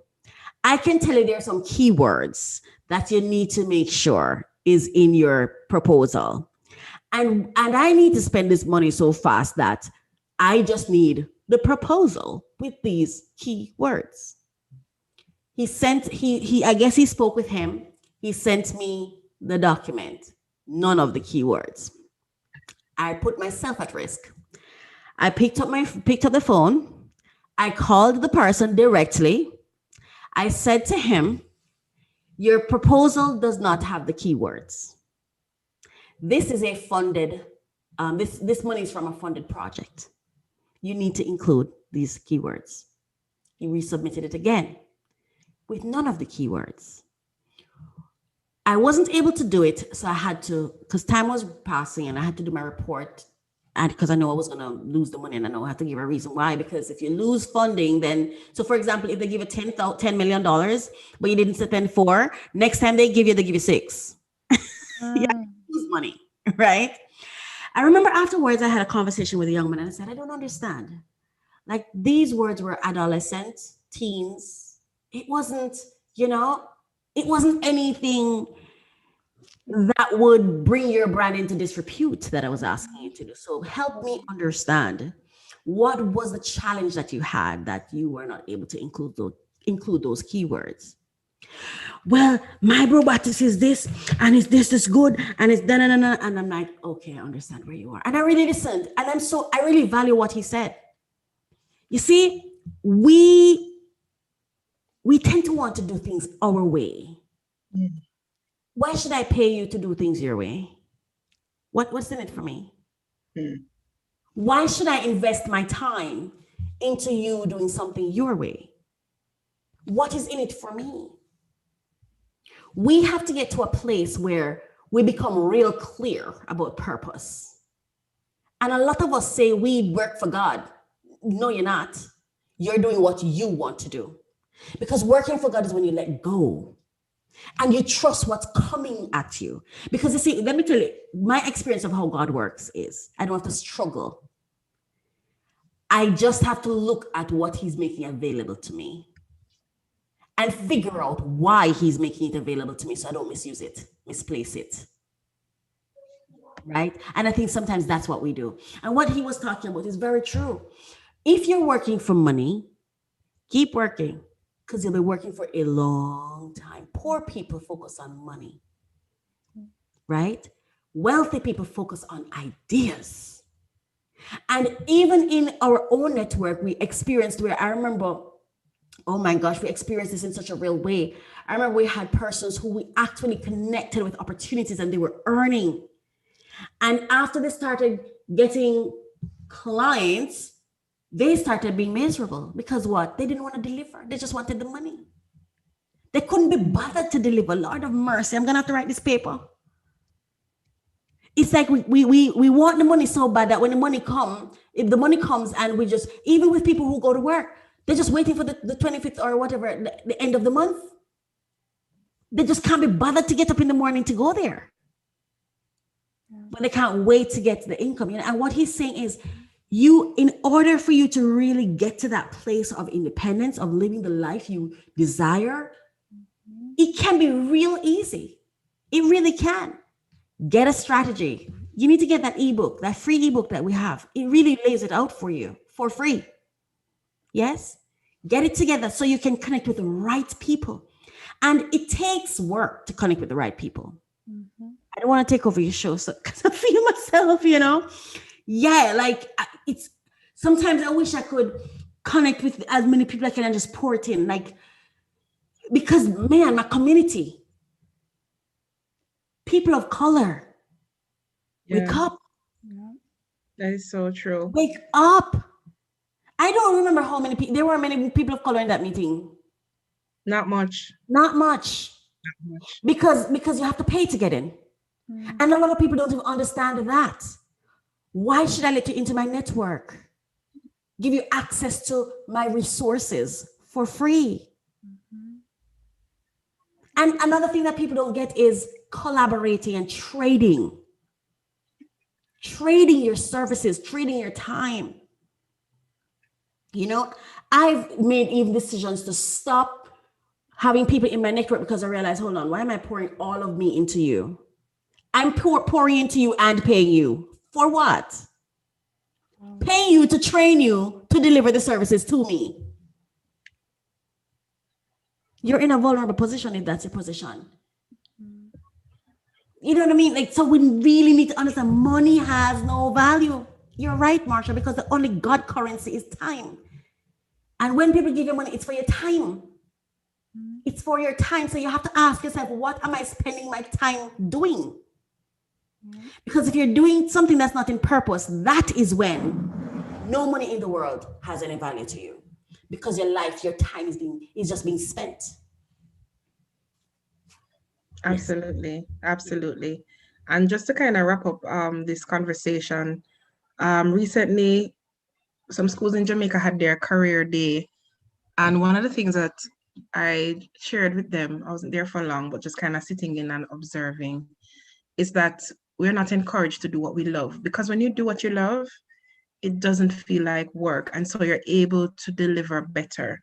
Yeah. So even for parents who have children, That's just true. observe what they're naturally good at and invest in that. Yes. Invest in that. Don't, I'm not saying that you can't allow them to try new things and experience things outside of what they normally do, because they may find something there. But whatever you see that interests them and they are very invested in it, you'd be surprised when you encourage them when they get to like our age and so on. It's easy. It's easy. You know who you are, you know what you want to do, and you do it with ease. And so everything else just kind of flows. Yes. And get counseling and coaching. I don't know how someone lives without coaching. You need that, because you see, God gives us what I call purpose partners, because you can't do it on your own. Like I say earlier, I'm impatient. So in my business, I have to have someone who is patient. Right? Because I am impatient, and I'll create something and tear it down just to create something new. Right? Because that's my gift. So I have to have people who say, you're not going to mess with this one. We'll create something else. You're not going to tear this one down, or I will tear it down. And speaking to what Marsha is talking about, it's correct. And this is what I want to say. When you start looking at your kids and you see what they're passionate about, because guess what happened? They are passionate about something, and that's something they end up giving away for free. Yes. And then work to make a living. Right? Yeah. Now, when you do identify what they're good at, invest in it, please understand this. You need to allow time, God's timing, for it to hit fruition. See, we say to them, okay, I'm gonna give you a year, or and saying to them giving a year is not even a terrible thing, but we say, you're not there yet, you're not there yet, you're not there yet. Like we can bless ourselves. Yeah. Your kids cannot bless themselves. Newsflash. And anything you do requires investment of time, which is why if you have a mortgage, they say you can have the mortgage and you pay for it over time. It's not money now. We think, oh, I'm giving you this much every month. No, it's time that's giving you the value. The money is covering the expenses so that they can afford to provide the services to you. It's the time that's affording you the capacity. So I just want to say, when you do, and if you have, because I'm happy you brought that up, Marsha, and please, just give me a minute to just say this. Entrepreneurs are, at least based on my experience, are not treated with respect, It's like they're treated by like the waysider, the bystander. Like, oh, you're doing that thing? Oh yeah. I remember people saying to me, on another project? You're still on another project? No respect for it. But they don't understand. You see, we're both working. At the end of the day, the entrepreneur is pursuing purpose one way or another, even if they don't know what purpose is. Once you see somebody trying to figure out something for themselves, they're searching for purpose. Maybe in an unconventional or informal way, and they will connect eventually, But you who's going to work for the man every single day, are you in purpose? Are you even searching for purpose? You see, it's now I'm seeing people saying, oh my God, COVID happened. I never knew a COVID could happen. I was in this job that they told me was permanent. You see, God determines all of that. And unless you're in purpose, no matter what you think you're out there building, you're either working for the man or you're working for God. And you have to decide. It takes time to build and grow. I call it the runway of business, because you see, you have to perfect what you're doing. It takes time for you to learn your customer. before you can charge them big money. It takes time for you to learn yourself, your patterns. It takes time for you to figure out the weather, the mood, the environment. But some of us think, I need to be paid now. True. Yeah. And this is what I learned about being paid. It's the road to enslavement. So you're being enslaved now because you chose it, and then you're complaining, I can't be bothered with this job but I want the money, so I come. So what does that make you? What does that make you? When I hear people say that, I'm like, what does that make you? A thief? Is that what you are? Are you stealing people's money, but not giving them back time? See, it's so much to unpack, you know? It's so much to unpack, but yeah, great, really good point, Marsha. Yes, thank you so much for sharing with us, Coach Raquel. Wow, such a profound conversation to have about wealth this morning, and I hope that all our listeners and viewers, they're soaking up the information, right? So we just don't want to talk about wealth, but we also want to talk about health, right? And so wellness is the act of practicing healthy habits on a daily basis to attain better physical and mental health outcomes, so that instead of just surviving, you are thriving. To understand the significance of wellness, it's important to understand how it is linked to health.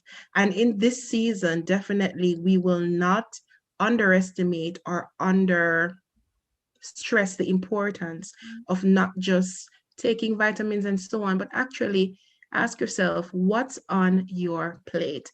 And if what is on your plate is adding or taking away from your life. It is said that we dig our graves with our mouths. What are you eating? What are you consuming? For me, Jesse, I've been taking stock of my plate. And a typical rule to go by before we get into the story is that the more colorful your plate is the healthier it is. And of course, as human beings, we eat with our eyes first, right? I know a lot of us are not really in this fast-paced society, not really into home-cooked meals, and two things, home-cooked meals and eat what you grow what you eat sort of thing, if you can, wherever you're abiding or living, right? So during the flu season or times of illness, people often seek special foods or vitamin supplements that are believed to boost immunity. Vitamin C and foods like citrus fruits, chicken soup, and tea with honey are popular examples.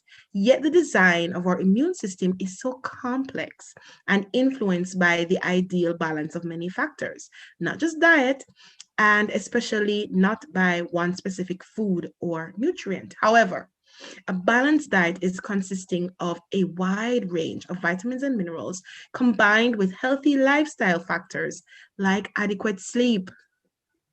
I'm so guilty, Jessie. I've not been sleeping well. I'm up by 1 a.m. and I went to bed at 10. What? So this is a gentle rebuke for me too, all right? So adequate sleep, exercise, and low stress. And when I say low stress, I mean like designing the life that you desire that will give you the least amount of stress, right? Most effectively primes the body to fight infections and diseases. Anything to add, Jessie? I think that at least for me, when the adequate sleep and low stress, there are times when my body and God, because sometimes my body just I'm fighting it, and God will be like, no, you need to rest. You cannot do this. Like your mental, like you are going to stress yourself out. And my body, when I'm under stress, I stress starve. You know how some people stress eat and they eat. My body's not like that. My body is somehow has the ability to go into deep hibernation to where I don't even have the alert to eat food. Like I know, but I don't get that hunger. And I'm already small to begin with. So the minute I don't eat anything, it's just like a pounds are just like drop. And it's just like I would have to fight to tell myself to rebuild up my immune system and appetite, to be like, you're going through this, but you are not going to fully crush me, body. And I have to put in that energy and really fight to eat to the point where my homeostasis is at balance. Because the minute it's not, it's like defense mode. And I'm just like, okay, you could handle this. You don't have to shut down. You could go through this. And there are times when I would pray to God to just be like, I need to eat full meals. And then it'll happen. And then the weight it'll come back fast, just as when it comes on, loses. But to pray to God to be like, I need sleep. Like, just please, I need a restful night sleep. And within a couple of days, it's just like an instant, like, he calms you like a baby, to so restful. And you feel like my body now just feels like I'm at peace. I'm in control, like it's not like in attack mode. And I feel like that's a huge thing, because I feel like our body could be our own detriment. Of course, definitely. And I feel like we maybe need to dedicate one of our wellness segments to the power of sleep. And it's interesting that you talked about immunity. And so I want to also look at our immune system. So it's a network of intricate stages and pathways in the body that protects us against harmful microbes as well as certain diseases. So our immune system, it recognizes foreign invaders like bacteria, viruses, and parasites, and take immediate action, right? So we possess two types of immunity. There's the innate immunity, I'm told, and the adaptive. Right. I want to thank harvard.edu for this information, their nutrition science department. Right. So innate immunity is like a first line of defense from pathogens that try to enter our bodies, and achieved through protective barriers. So the barriers include skin that keeps out majority of the pathogens, right? Mucus that traps these pathogens, stomach acids that destroys these pathogens, enzymes in our sweat and tears that help create antibacterial compounds. Do you see how our body naturally is fighting? Immune system cells that attack all foreign cells entering the bodies. And I think this is the white blood cells. Yeah. They sense that something's wrong and then they go at it. Yeah. Right. And then there's the adaptive or the acquired immunity. Is a system that learns to recognize a pathogen. It is regulated by cells and organs in the body like the spleen or the thymus or the bone marrow or what we call lymph nodes. And I never really understood the power of lymph nodes. Sometimes I get these swellings at the back of my ear or like here under my chin in the throat area, not understanding that it's not that I'm sick. It's that my body, it's telling me that my body is fighting something. Yep. Yeah, definitely. So when foreign substance enters the body, these cells and organs create antibodies that lead to multiplication of immune cells. And that is something powerful. Other conditions that trigger immune response, inflammation, all right? Autoimmune disorders like lupus, rheumatoid arthritis, type 1 diabetes, immunodeficiency disorders can depress or completely disable our immune system, right? So these are some things that we have to bear in mind. Let's quickly jump to our plate, like what is in our plate. Chicken soup as medicine, right? So a warm bowl of chicken soup is a popular go-to when we're feeling under the weather. And I have proven that several times, other than the fact that I'm a soup girl. I'll have soup every day. Yeah. Yeah, okay, so is there scientific evidence that it aids in healing? The short answer of this is no. There aren't any clinical trials that show that chicken soup speeds healing any more than any other food. But when breaking down the ingredients, it does appear a worthwhile remedy to try. what's in your soup. First of all, chicken soup is light and it's easy on the stomach when our appetite isn't all that great. Secondly, it provides fluids and electrolytes to prevent dehydration, which can easily occur with a fever. And lastly, a traditional chicken soup recipe supplies various nutrients involved in the immune system. So our meat kind, or peas, peas and beans, they provide protein, and there's zinc also in chicken, vitamin A from the carrots, and C from the celeries and onions. Antioxidants in the onions and the herbs. And this is a tasty and soothing food to include when you're not feeling well. And guess what? You don't need a doctor's prescription. You simply don't. Let's talk about vitamin D. So its role is regulating the immune system and has led scientists to explore two parallel research, right? So does vitamin C deficiency contribute to the development of multiple sclerosis, type 1 diabetes, and other autoimmune disease? Whereas the body immune system attacks its own organs and tissues. And I have been through that. It is not a cool experience, and I would not wish it on anyone. All right. So this can be found, vitamin D, sunlight. Yeah, sunlight. Or yeah, especially during the whole C19 that's going on now, sunlight is actually great. And I'm told that the time of day also has to do with that. I have to wrap up real quickly because we're running out of time for this segment. All right, so we have herbs, herbal supplements, we have garlic, and we have onions and ichnia, and different types of teas that can assist. A lot of us like chocolate teas. But what about your herbal tea? Like chamomile tea, mint tea, ginger tea, garlic tea.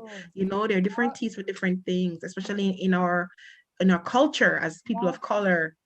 You know, herbs and teas are something that we're really, really big on. And so that's just the go ahead. You mentioned tea, Marsha. I know culture. I know in the Black community, and coming from a Caribbean background, you're sick, and the first thing they tell you is to drink tea.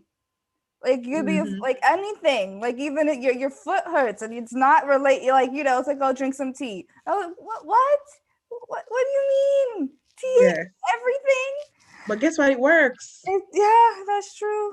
That's true. It works. So guys, let's reevaluate in the season what we're putting on our plate, whether it's solid food or soft foods or hot sips, cold sips, things like that. Let's do our own research. Let's make health an even bigger deal for us so we can live longer and enjoy our lives. And speaking of enjoying life, we have with us this morning, whereas our returning guests, Miss Jodianne McFarlane from Jodianne JB McFarlane Ministries in New York. Good morning. Morning. Good morning, everyone. Good morning. Yes, it's 10:03, and Yes. we're so happy to have you back this morning on the program, and you are here with some exciting news for us. Yes, so today I'll be sharing with you about the children competition, just to enlighten you guys some more about the competition, because I've spoke about it before when I was on the day that I launched the single. So I'm just giving you guys some more details as it relates to that. All right, so the children competition, now it is open. It is open to from 3 to 14 years old, right? So there are 3 different categories. I'm putting up 4 fingers and I'm saying 3, right? Yeah, so there are 3 different categories, right? So it's from 3 to 6, and from 7 to 10, and from 11 to 14, right? From 11 to 14, right? So all this information, you can find it on my website, Jodianne JB McFarlane, and that is JODYANN JB MCFARLANE. Yes, my name is very long. I love it. So Jodianne JB McFarlane.com. You'll find other information. So if you need the track to be downloaded and placed in the background, that is fine. We can do that as well. If you want to get Hold on. Okay, so Mhm. track to play in the background. What song are they expected to do? Okay, so this song is the competition is actually it's a cover of my single that I released last month, right? So it's My Soul Says Yes by Jody and JB McFarlane. Yes. All right. Good. Yes. Awesome. Right. So this you're supposed to submit. So the children submit a 2 minute video. So all the information is on the website. You fully fill in your name, all your information, and upload the video.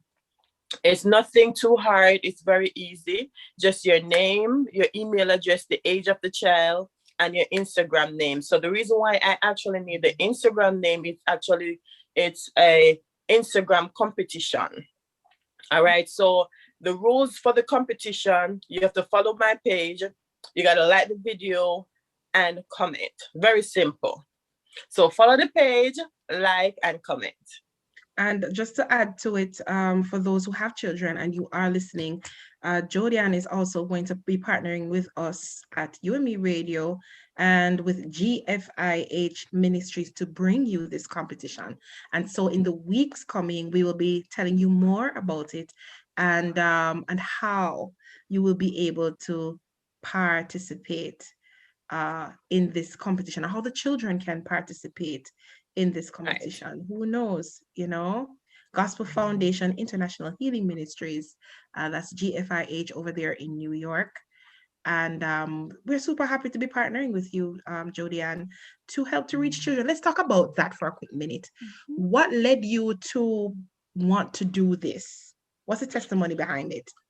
All right, so we know that Jesus is very smart, right? He's so smart. He's so smart. So to be honest, going into children ministry wasn't my plan, none at all. It wasn't something that I've planned. It wasn't something that I think about. It's just something that God just dropped on me heavily.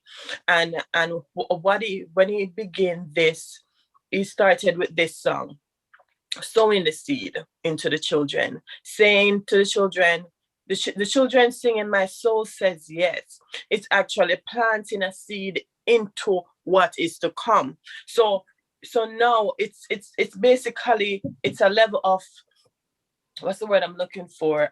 Submitting, right? The children submitting themselves to God at an early age.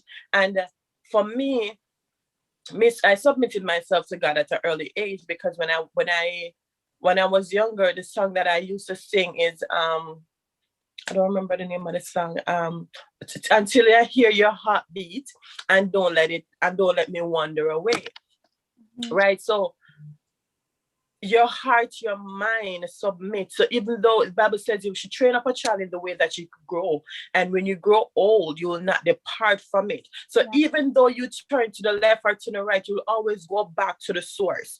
Mm-hmm. You'll always turn back to who made you, right? So all of us, we have to kneel to God. The Bible said everyone will kneel, right? And everybody confess for he is the Lord. So that is where he wants us. He wants us to be in a place of submitting our mind, submitting ourselves unto God.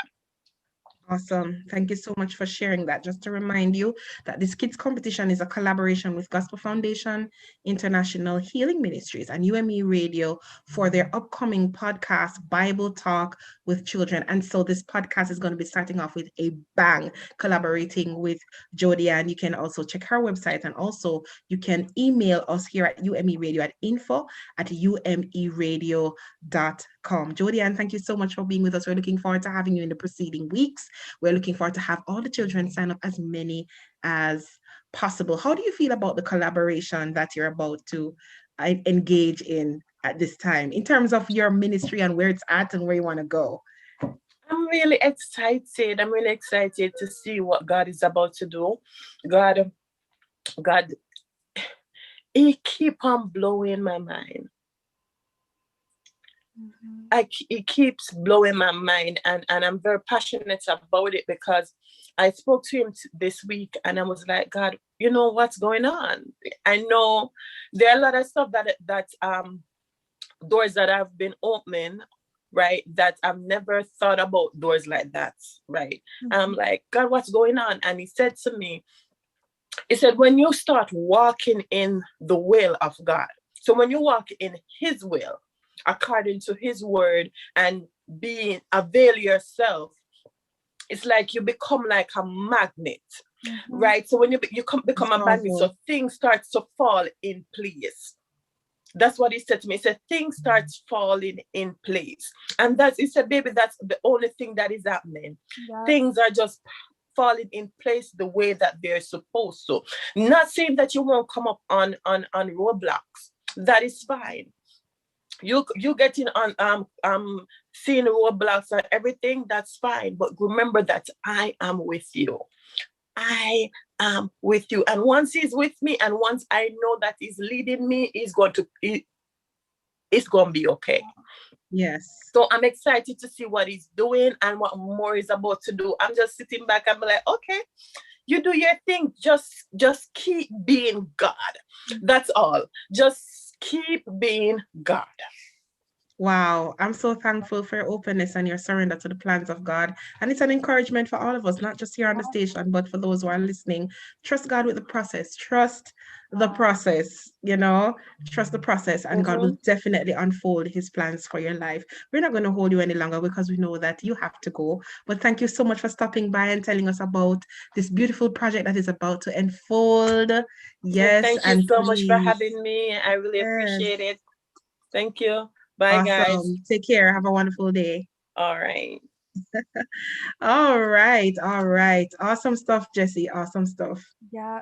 I'm so excited. I can't wait to see and hear all the little children singing. Oh, that'll be so. I love it. Yes. I love it. Well, I cannot talk today. I'm just so tongue-tied, Marsha. I know. Okay, well, I was gonna say, guys, I'm also excited. There you go. About our playlist that we need to talk about this, because it's been a minute, but I still think that I have the best playlist. So let's see. Go ahead, girl. Go ahead. Okay, so first starts off with Hallelujah by Fun B, which is an Afro gospel singer. It's really upbeat and absolutely love it. I have a couple of them. And then we go into My Prayer by Called Out Music. I love them. I love him. And then we go to Fate by Skip Marley. I don't know if you guys don't know who Skip Marley is. If you guys don't know, where have you been? This is Bob's son. Anyway, he has a song called Faith, and I absolutely love it.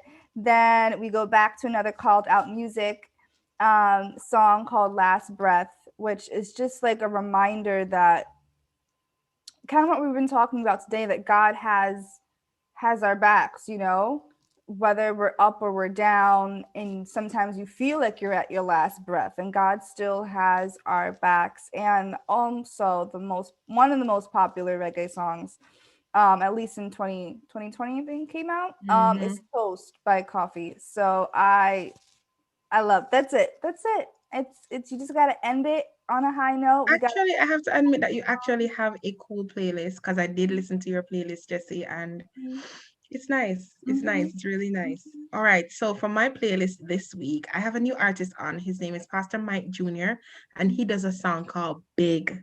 And if you need a good boost in the morning, absolutely, we need to look at that song. Listen to it.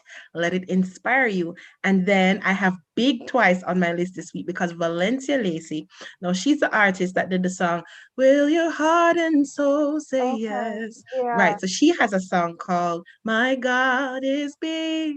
So strong. And it's just like a song that you just totally want to rock out to, especially on a Saturday morning. Turn it up if you're cleaning, you're washing something. It's awesome. And then definitely He's Able by Darwin Hobbs and Voice of Unity, that's attached to Dietrich Haddon. That song is just an empowerment song, just to highlight or exalt the name of God and the fact that whatever it is, God is able to execute it. Then we go over to Great I Am by LaRue Howard, which is a personal favorite song of mine, and it talks about the magnanimousness and the awesomeness of God. He is the great I am. And when you listen to this song, I almost can guarantee that you will get goose pimples when you begin to hear the words and it starts to connect with your spirit. Awesome song. And then we have Wide as the Sky by Isabel Davis. My favorite line is, let everything fade away until there's only you. Because a lot of times I feel like we get crowded with so many issues, situations, stuff, and it crowds out the presence of God in our lives. And so sometimes we have to just let it all fade away and just refocus. So that's what my playlist looks like, guys. Remember, let me pull my phone up. Can you see this? Jump on our app. Yes. These are all the DJs. See my crazy face? Good DJ Jesse, that one. Jump on the UMERADIO app, guys. Go over there and vote. Jesse, when did you take this picture though? Like seriously, guys, look. We are crazy people. Okay, so the is insane. I gotta change it. But the story behind that was story behind that picture was I did Facebook marketing on Facebook. And the message, what was the message of that picture? I think the message of it one day was I wanted people to go back to their childhood feelings, that innocence, and just have fun and life isn't always tense, and I wanted to create that message. I'm like, okay, what picture can I do to capture it? So I had my locks, I laid my locks all out on the bed, and I turned the phone kind of like upside down to like take it and do a crazy face. I got like 300 plus everyone loved it, but exactly, I like it too. It's different, but I like it. I definitely like it. I love it. So guys, remember to go over and we know who you're voting for, right? Yes, DJ Jesse. At the end of the month, we will see how true that is. We will see how true that is. All right, guys. So we want to go over to something that I absolutely love. Everybody loves a good hack, right? It makes life easier. It makes life simpler. It gives us remedies for unexpected life events. And today we want to share with you 19 hacks to simplify your life, right? So hacks we normally use in our daily living. So according to the Collins Dictionary, day-to-day living are things and activities that exist or happen in our ordinary life. We're all busy planning for the days to come. At times, we have to remember to take each day one day at a time instead of worrying about the future. Tell us in the comments, what are some of the things that you struggle with every day? Talk to us, tell us, we want to know. So while you're typing, we're going to be sharing with you 19 life hacks. And we want to thank brightside.com for this information.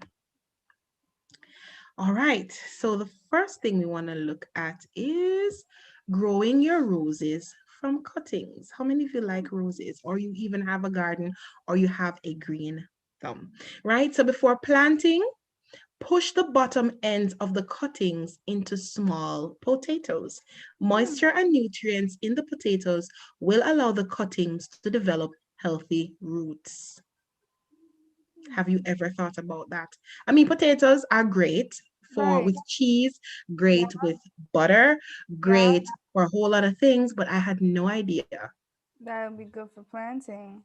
Yeah, it pulls the roots out of the roses. That's awesome. Wow. That is awesome. Sometimes when we do our boiled foods and cut up these ground provisions, just throw them in your garden. They'll help with the plants that are there, but it works. Waterproof shoes. To turn your canvas shoes into waterproof ones, you need nothing but beeswax and a blow dryer. Spread beeswax all over your shoe, Next, use the blow dryer to melt the beeswax until you can no longer see it. Then your waterproof shoe is ready. Isn't Wow. that something? Dry your clothes faster. If you don't have a dryer and need to dry your clothes really, really quick, here's what you can do. Okay. Place your wet clothing on a dry towel, right? Mhm. Roll the towel with garments inside, pick it up, twist it as tightly and possibly as you can to squeeze out the excess water. After you've drained the excess water, hang your garment on a hanger to fully dry. And this is something that I like to do, especially during the rainy season. Mhm. Not everyone has a dryer, or even if you have a machine, then the washing machine would normally wring your clothes almost dry. Yeah. So if all else fails, guys, just get a towel, put the clothes in, True. and you're good to go. Mhm. Let's talk about smelly feet, smelly shoes. Oh. Mm. So if you have bad smelling shoes, place a few dry tea bags inside each shoe to absorb the smell. If your shoes are not just smelly but also wet, fill the mixture of fill the mixture of rice. I'm sorry. Fill them with a mixture of rice and baking soda and leave for a few days. Rice and baking soda, guys. Got to remember that. Yep. Let's Mhm. talk about tight shoes. Wear Oh, your size, just saying. yeah. But if not, if your shoes feels too tight, here's a way to stretch them. Stuff each shoe with wet newspaper as tightly as you can. Let the shoes dry and then remove the newspaper. Hmm. Simple. But who reads newspaper? We still use newspapers? I mean, I think sometimes you also have to, some people pay to get it delivered because like you don't use newspapers anymore. I mean, magazines, we don't, do people even use magazines? Like, when you I know. get it delivered to, just in the mail. Or people's jobs would have a whole pack. I remember my mom's job had a whole pack of them, and she would bring it home for free. Wow, awesome. Well, what we do too, aside from newspapers, is when you have like wine bottles are too long, maybe they'll fit in men's shoes, I'm not sure. Right. But if you have like bottled juices, sometimes we would put them in the shoe and just leave them there for like a couple days Yeah. and they'll just kind of stretch. Then we want to look at starting a fire. Are you into chips? Do you like any kind of chips? Doritos, Yeah. Olay, potato chips. Listen, they are not just a tasty snack. So the fat and the oil and the chemicals in the potato or the other chips make them the perfect fire starting material. So for those of you who are scouts or you get stranded somewhere, I'm not sure why you want to start a fire. You are Yeah. not an arsonist. Let's just put that out there. Yeah. But and you have some chips. Oh, let's ask this question. If you were to start a fire because you were very cold or eat the chips because you're hungry, which one would you choose? Um, I think I'm gonna start the fire. I can't do the cold. And you could survive without hunger. You could survive without food for was it 3 days? I I think. think it's So 3. 3 days. Yeah, I 3 days. think it's 3 days. Oh, yeah, I'm not. I'm not being cold. I will use the chips to warm me up, sleep, and find food in the morning. All right. All right. So let's talk about finding small lost items. Do you have a vacuum cleaner to find small items that you've lost? Perhaps thumbtacks, Yeah. earrings, Yeah. just cover the end of the vacuum cleaner with a stocking or a pantyhose. And start your search. Check from time to time to see if the object you are looking for is already there. I never thought about that. Yeah. Yeah. Yeah, just put the pantyhose on the top and just have it just kind of suck it up. That's cool. Interesting. That is cool. All right. So Oh time no. marked. What Oh happened? no. Yeah, this is my weakness right here, Marsha. Time marked water bottles. Here's a great way to keep track of your daily water intake. Draw lines on your water bottle with a marker pen and then write the time beside the marked level. The marking will serve as a visual reminder for you to drink water, and it will help you achieve your daily water intake requirement. Does this work? I'm trying. I have not. I only said a weakness because I'm terrible at consuming water. Since I was little, I'm just bad at it. I told myself to try to do this myself. So have a water bottle, but I didn't mark it as a visual. I would like have an app on the phone and like click off and remind me to drink. But sometimes, and then I deleted the app because I said it was too annoying for me. I still have the app on my phone. Like, I go in a taxi and people are like, is something leaking in your bag? Yeah. But maybe I need a visual. Maybe the app isn't working for me and I could just, okay, delete. I don't need you anymore. I think the app, well, for me using the app, I have to have the water near me. So Right. there are two things that I do, right? I have like it's very affordable, like this water dispenser, and I just kind of put it on my night table. And then I don't know about anybody else. At nights, I get dehydrated and I'm just sleeping. Yep. Sometimes I get like dry mouth, end up coughing, stuff like that. I feel old. Am I getting old, guys? I don't know. No. Right? But it happens. So once the water is right there on the night table, then I can just easily do that. Or I do have a version of the marked bottle. But it's like a gallon because the aim is really to do a gallon. But who wants to walk around with a gallon? Yeah. Especially if you don't have a car. So it just depends on what method works, or if you have to pair it with something. That's fine. Yeah, what's next on the list, Jessie? So we also have remove toilet bowl stain. So pour a can of Coca-Cola in the toilet bowl and let it sit overnight. Then wash it with soapy water and flush clean. Do you see my face? I know. Listen, Coca-Cola, if I were to drink a soda outside of Sprite, my weakness is Coke. I'm not Pepsi. Okay. I could tell the difference between the two. Pepsi's a little bit more sweet, but the fact that you can clean the Coke makes me just like. Let's talk about the scum that is in there. You're telling me that the Coca-Cola breaks up the scum in your toilet. Why are we consuming this again? That was my point. Yep. I don't.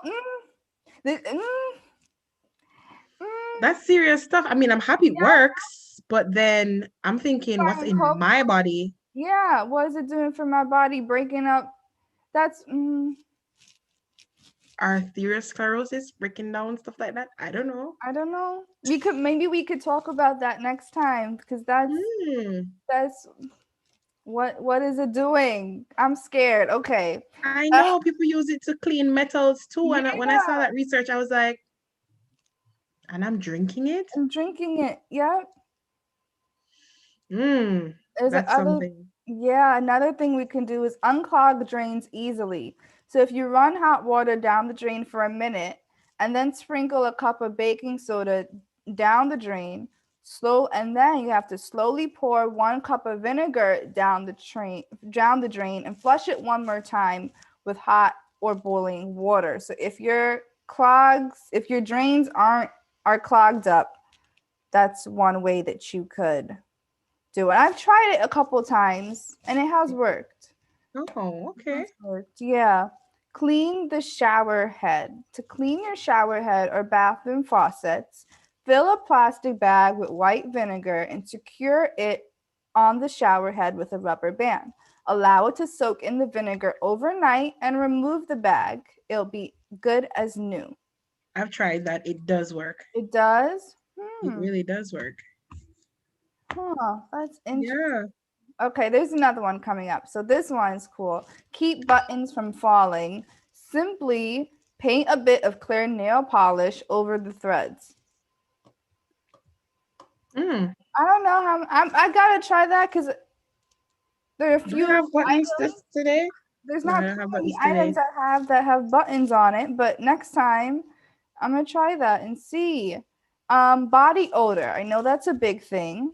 And if you forgot to put on deodorant and you don't want to smell like you've been to the gym, cut a fresh lemon or orange in 2 halves and just rub it on your skin. The body odor will disappear. My only remark, Marsha, sometimes if you forget that you put on deodorant and you step out, which sometimes it happens, I know we aren't walking around with oranges and lemons in our bag to simply cut up. No. You know what I'm saying? Like, do you do Nobody, I mean, it back in the day, yeah, your parents may have to make sure that you were like, yeah. But another hack I could put under body odor too is, well, guys, quick story. For me, I cannot use roll-on because I used to love roll-on a lot. There's this brand called, I can't say the name of the brand probably, and it belonged to my dad. So I like men's scents, right? Yeah. And I took my dad's roll-on and I used it. And then because it's so much stronger and potent than what we would use as women, it actually, I came down with something really horrible, to Wow. say the least, right? So after going to the doctor and so on, he's like, you may not be able to use roll-on again because of the damage that was done, but you can always use a light version of baking soda, Oh. water, and just do that. And normally, even for ladies or areas down there, down south, we can also use just light baking soda and water to get, it's a deodorizer. Right. Right. And that's the difference. We use antiperspirants, which is not good. And it is alleged that it leads to cancer. Yeah. So deodorizer is something that we want to be using. We should maybe get into feminine hygiene 1 week. I don't know. All these topics are coming today. It's yeah. And I know that my deodorant that I use is of more natural base, that it doesn't have all the chemicals and stuff. I know aluminum was found to possibly increase cancer risk or breast cancer because you're rolling it on your armpit and the breast area is right there and they share a similar region. So that's one. Okay, amplify your phone speakers. Simply put your phone into a drinking glass or bowl to boost the volume of its speakers. Now, guys, if you guys are watching this on YouTube or just listening, the type of phone that they have is super old school. Super old school. Super. I haven't seen that phone since 1990. It was when I first, but it looks like one of my mom's old phones, one of my old phones, but I think it still helps, but I feel like this hack is a little bit outdated. Yeah. I mean, to anyone who's listening, if you have an older cellular device, this is smaller. This is something that you could do, but I feel like any phone on the market really does still pack a punch, without any speakers. So, but yeah, put it in a drinking glass or bowl. Make ice last longer in a cooler. And the way to simply do that is to simply sprinkle salt on the ice so that it stays frozen for much longer. Again, I did not know that. So for those of us who go to the beach, picnic, well, we can't do that now, but in days gone by. Yeah. or even if you just, it's spring, right? When you go on the porch, you know, you're in your home with your family, you just want to have nice breakfast on the veranda or something, or you have kids that maybe want to play in the yard and it's warming up now because winter is leaving, then you can probably pack some juices and stuff in there and it will do the same job. Same thing. Yeah. Wow. Okay. What's up next? We have Fresh breath. Yep. So if you're home and forgot to brush your teeth or ran out of toothpaste, chewing an apple can help with bad breath. Okay. I did not know that. That I did not know. Also, same thing with the lemon and orange. Not every time you're gonna go to the store and pick have apples in your bag, Okay, well, I guess the good thing about this is if you happen to have that, or maybe you had like a bad, like a food that had a lot of onions or something in it, and it's lunch or something. I guess you could go to a quick store, grab an apple. You could use that. Right, or we could like a chewing gum. Yeah, true. Yeah, that would work. That could work too. Just saying. Even though we know that apples are great, not just because of the fresh breath, but because it is proven that it assists with weight loss. So having an apple first thing in the morning after you've had your glass of water, which helps to regulate your digestive system, it does help if you're conscious about weight and skin and things like that. So So yeah, multiple chewing gum, purposes. apples, citrus candles. Or an apple flavored chewing gum. Hey. Oh, there we go. We gotta market that. Citrus candle. So do you want your house to smell good for hours? Make an orange or a lemon candle, and it's light and aroma will last a long time. And they tell you how to do that, which I think is awesome because this is something that we have in our house. Pretty much every household has, if not oranges, have lemons. Candles. Yeah, and to just not always throw the skin away like that, and just to use it in something that looks, cheap and It's really, yeah, because I mean, well, for us in Jamaica, we don't just eat the oranges, but we actually gut them. Like we eat everything except for the skin. So definitely something to try. And who doesn't like the smell of oranges unless you're allergic to it or something? Right. I love citrus smells. Almost done. Number 18 is to open a stuck lid, which I have tried numerous ways. So one of the ways that you can do it is by using duct tape. But here's how you can do it if you don't have duct tape on hand. Try running hot water over the lid for a minute or two, wipe down, and then open. You can also soak the lid in hot water to get a similar effect. And I learned this. We had in middle school at my school, we had like a, I'm gonna say it was like a life skills kind of section every quarter. So you'll do like cooking in one time, and then like a couple months you'll go into like sewing fabric and that kind of thing, like different stuff like that. So one of the things that we learned was to, if it's a jar's stuck, you just run it under hot water for a minute and kind of loosen it up. So that does help. Marsha, you have experience with this one, the wooden spoon trick. Yeah, the wooden spoon. If you know me, I really do like to cook. I enjoy it. It's just refreshing. But one of the annoyances that we have, especially in the Caribbean, is that the material from the stove is metal. And because we're surrounded by the sea, then we find that our kitchen appliances rot easily because of the salt water coming in from the sea. So what also does that is when you're cooking and the food spills over on the stove, so it hastens the rotting process.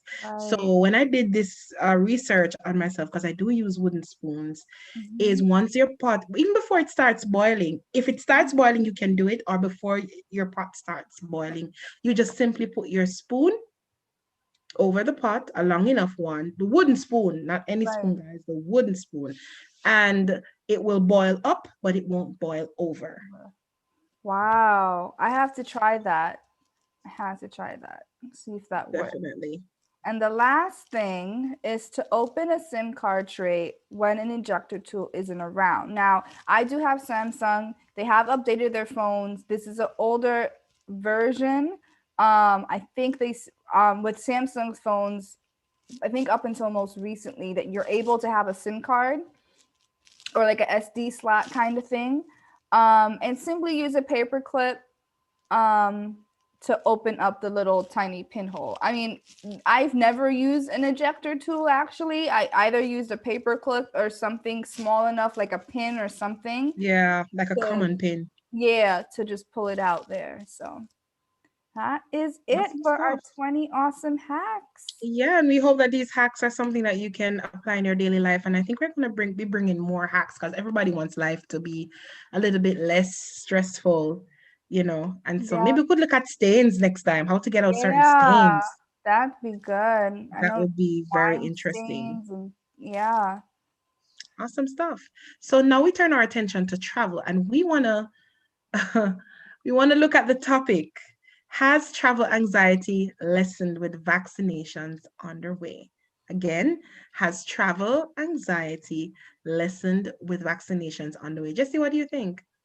I think so. I think as more people, I took the vaccine, as you guys know. I think as more people take the vaccine, and I know they, at least in the United States, they said that by May they should have enough vaccines for all adults.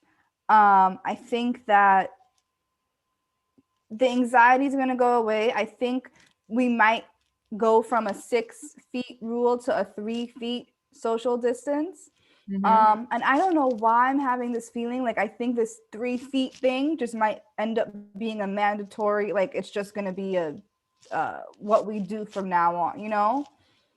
I don't know, but Yeah, well, I'm not even sure how to respond to it, but today we did a simple vox pop, no intro involved in terms of the recording itself, but we had one person from Canada, one from Long Island, and one from, I think, Bronx or Brooklyn, and they're going to be sharing their views as to whether or not travel anxiety has lessened in their area with the vaccinations going underway.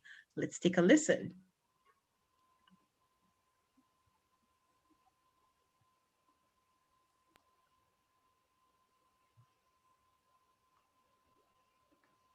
Um, do I think that travel anxiety is less because of the introduction of vaccines? No. Um, I think the people who usually travel, which I believe that travelers are usually younger people, and those are the people who are not concerned necessarily about getting the virus. What we are concerned about, though, is quarantine measures and the uncertainty of what will happen when we get to the borders of the countries that we want to make our entrance into. Listen to my reasoning. For example, I have a sister, a god sister, that wants to come to Canada because she's in the States and she wants to drive over to Canada because her boyfriend is here and they're in a long distance relationship and haven't seen each other in quite a while. The anxiety is coming from, will she come here and be forced to quarantine for in some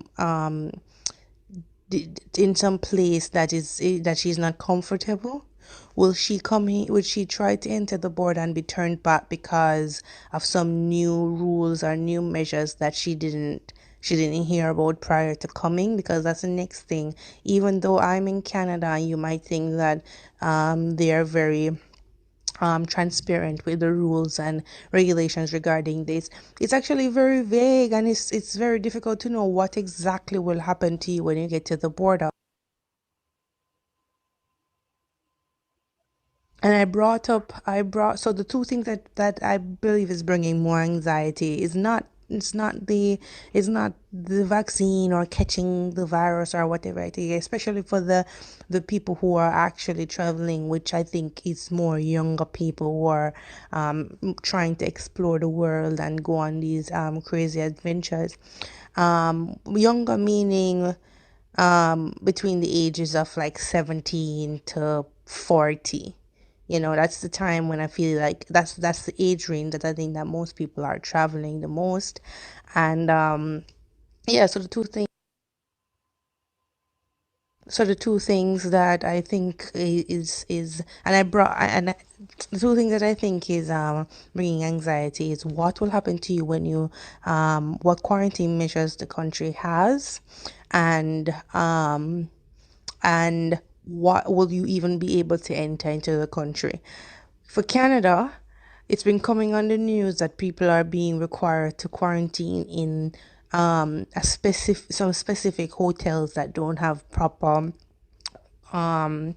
just amenities and so to make you completely comfortable, and the people have to pay thousands of dollars to even quarantine So you're paying to quarantine. They're trying to discourage you from coming into the country, of course.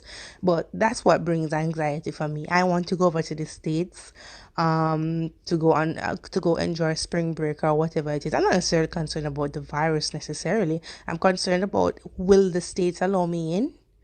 One, because I'm concerned about if the states will allow me in, one, because again, it's very difficult to know, to research and to know exactly what the measures are regarding this COVID-19 restrictions, because it's so liquid. Even now, 1 year later, it's very liquid. It's changing and we're not sure.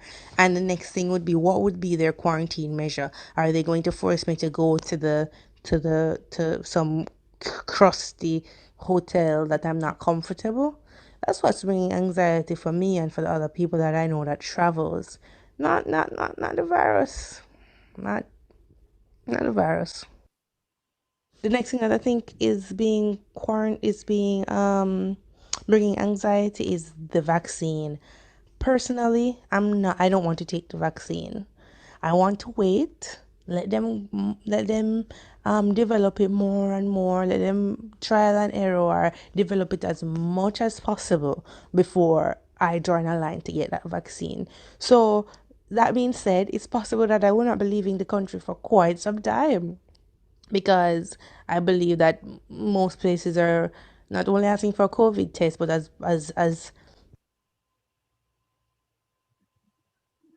not only asking for COVID tests. I believe that countries are was as the vaccine become more and more popular, they would not be asking for more COVID tests necessarily. They'll be asking for vaccination.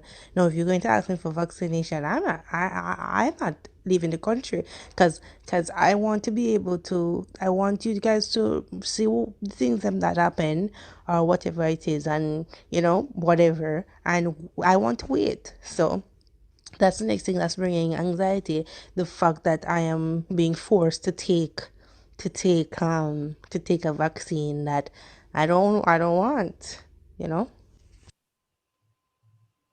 Okay, no, I don't think that it is less, because even though the vaccine is out, a lot of persons are still hesitant to take the vaccine, and the virus is still there, it's still increasing. So the risk of catching it is still great, because even though the vaccine is out, a lot of persons are not inclined to take it. So the virus is still there. A lot of people still getting it. So I don't think it is less right now.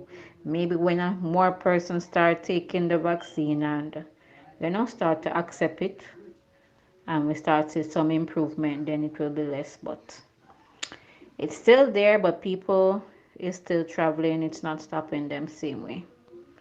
So we just have to try to take precautions. Each people individually have to try to take them precautions and put extra measures in place, because can't leave it up to people alone. And the airlines are stuff. We have to walk with our own stuff to and do our own sanitization and stuff. Still. Millicent Green here. I'm in Long Island, New York. Yes, the anxiety is more. People want to travel now. People is anxious to travel. And so because of the vaccine, they know that the vaccine is on the way, who is on the way to get it, and who already get it. So they are more anxious now to travel. The anxiety is way up. Wow. I have some comments. I mean, when she said that the virus is still there, I want to make it clear that a vaccine does not get rid of the virus.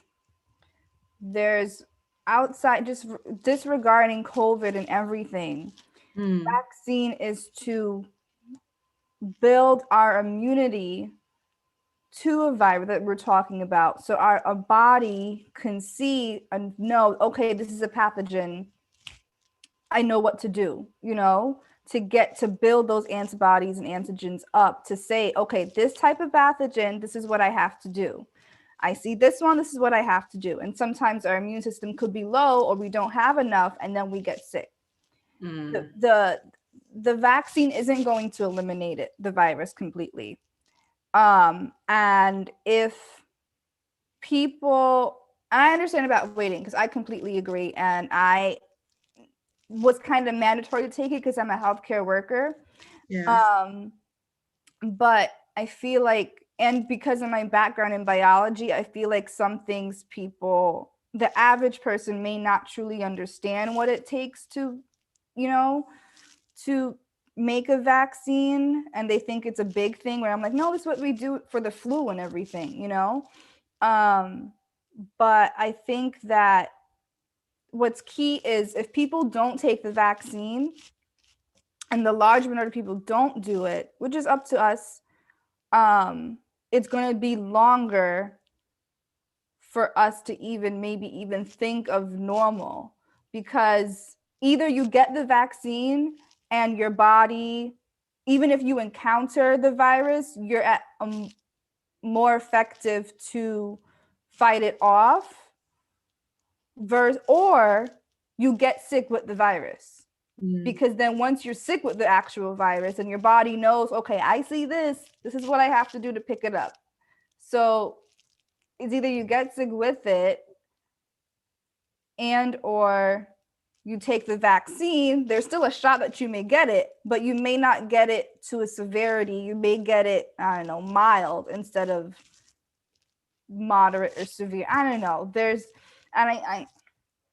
I think, like she said, that I think people are anxious to go out, Yes. I think That's people where are the anxious anxiety is. to go out. I think some people, depending on the population, it is, they're anxious to get the virus. And also when she said I also don't think people are doing crazy trips. I think people are understanding, there's certain young people, let's say 17 to 30s, that are doing, they just want to get out kind of thing. But also people who, like she said, seeing your family isn't a crazy trip. It's just seeing your family, and it depends on if you're going to the States, or if you're in an area in whatever country that you are, and you're going to another part of that country, each area has a different thing. So like coming from Canada, we don't know where this person is, but if you're driving in mostly the eastern part, New York, is going to have a different rule than if you're going to Canada and then going to, I don't know, you decide to drive down to like Ohio or like, Pennsylvania. If you're coming in, every state is different. And then within a state is different, like it's just a lot to absorb right now. To take in, yeah. Take in. I totally get it. Absolutely, totally get it. But all in all, let's just do what we need to do to stay safe, to travel safe. Yeah. So that's where we will conclude Travel Boss. Just make sure that you are safe. Be safe, stay safe. There will always be persons who will take the vaccine, some who will just wait and see. Yeah. And, whatever decision that you decide to make, just make sure that you are being safe, following the protocols, properly washing your hands, wearing your mask, social distancing, even before it gets to you. In my country, I am nowhere near on the list right now to receive vaccine. My parents are, because they're over 60, but I'm just not going to get it for a while. Yeah. And that's just how it is. So it is. Yeah, that's a whole other thing, the age bracket, unless you're in the field and or of a certain age bracket, the countries aren't giving it out to everyone anyways. That's a whole other thing. So it's just stay protected, guys. If you have the vaccine, please wear your mask, do the 6 feet. You're not cured from it. A vaccine isn't a cure. Just do your social diligence, please. Amen, amen, amen. And with that being said, we're going to do a quick spotlight right now on UMERADIO. I don't believe that we have ever done it. But, some new things are coming. And of course, let me first say that you can log on to umeradio.com to just kind of peruse and you listen to us, you see us on YouTube, check out the website, guys. Check it out. There's a lot happening. It's newly revamped, and there is absolutely more to come. So UME Radio, since its inception, is committed to the empowerment of listeners through faith-based concept. Tongue tie is happening this morning. Since then, we are live in over 70 countries, and we continue to impact a wide demographic of children to adults, right? So this New York station that you're currently listening to, it has a Caribbean influence and includes the use of our following flagship programs. So we have the UME Radio Morning Show with DJ Kelly, inspiration to start your day, wake up with gratitude, worship, and go throughout your day with the right mindsets. And of course, you're watching Weekends with Marsha J and Jesse, where you join us on a weekly basis as we amplify the voice of positive influencers in this morning talk show, current affairs talk show. All right, so you can hear from newsmakers, entertainers, community leaders on current affairs. We have LTR that's hosted on a Monday night at 9 p.m. with Lady Misty and DJ KTE, and it looks at relationships from all angles, from hot topics to taboos. Relationships explored with open minds and hearts, no judgments, only love. Then we have Finding Happy, which is 10 a.m. And this is with Coach Raquel as she shares tips on self-love, adapting to change for growth, and offers insights into achieving transformative success through the discovery of divine purpose. Yes, and Voice of Truth is coming soon.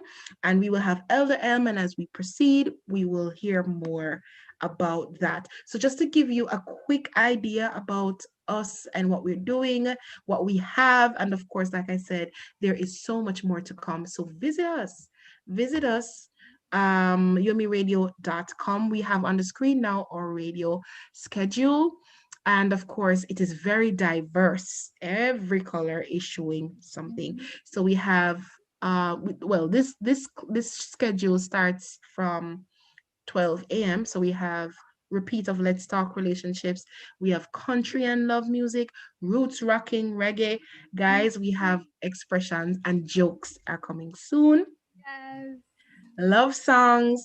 Definitely we have our daily bread, Christian music.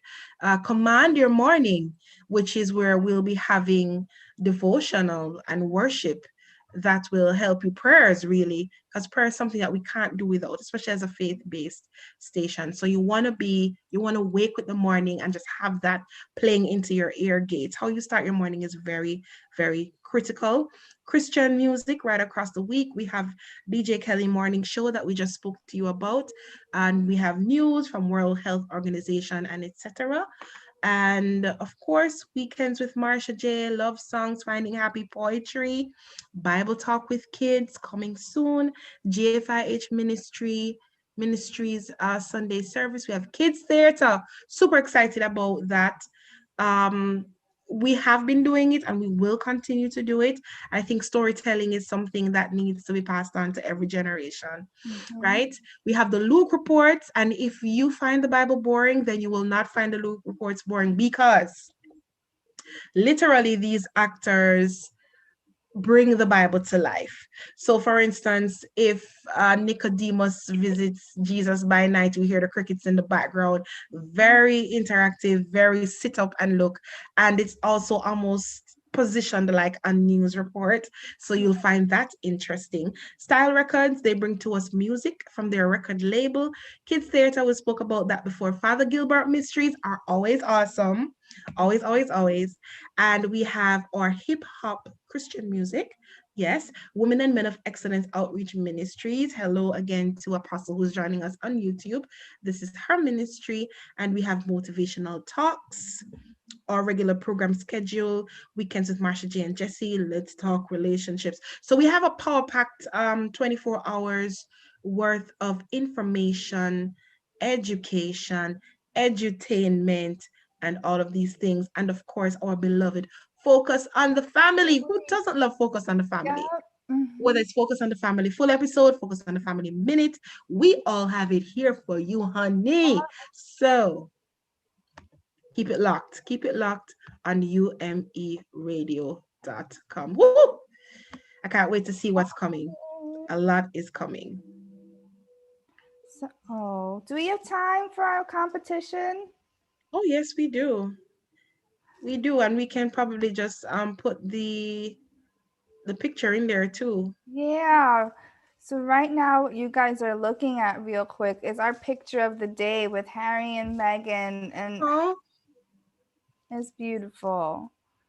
It's beautiful. you can see the piece. Yeah. If I were to create like a story around it, Mm-hmm. you know, like breathe, like Yep. And guys are listening. He's sitting up against a tree and she's laying down with her head on his lap, and they're just looking up and down. She's looking up at him, he's looking down at her, and they're just, the smile that's on their yes. face is just And she's pregnant with their second child. Yeah. She's a girl, we're told. Mm-hmm. They just Yes, look so relaxed. It's a beautiful picture. The scenery, the look, the imaging. Yeah, kudos to whoever did the optics. Credit to Miss Ann Harriman. Mm-hmm. Definitely. Wow. And so we're going to close the day out with our royal word search. Yes. Woo! All right, guys, grab a pen. I'm looking for a pen. Like, Okay. J. Kelly has brought out the competition side of us today, guys. I'm looking. So if we can have a timer up. Is the timer on my phone working? Right. So we're going to take a minute, a stopwatch, a minute to see how many words we can find in that minute. DJ Kelly can probably keep us on the clock for this one. Yeah. All right. So on your mark, get set, go.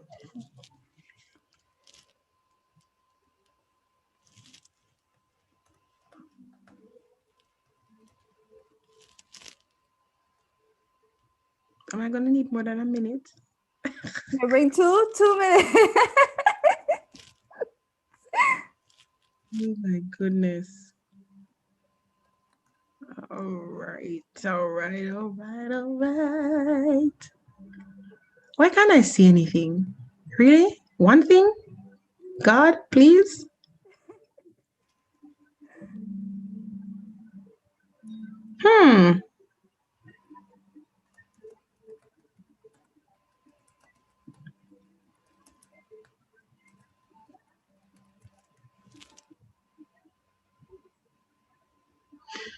Okay.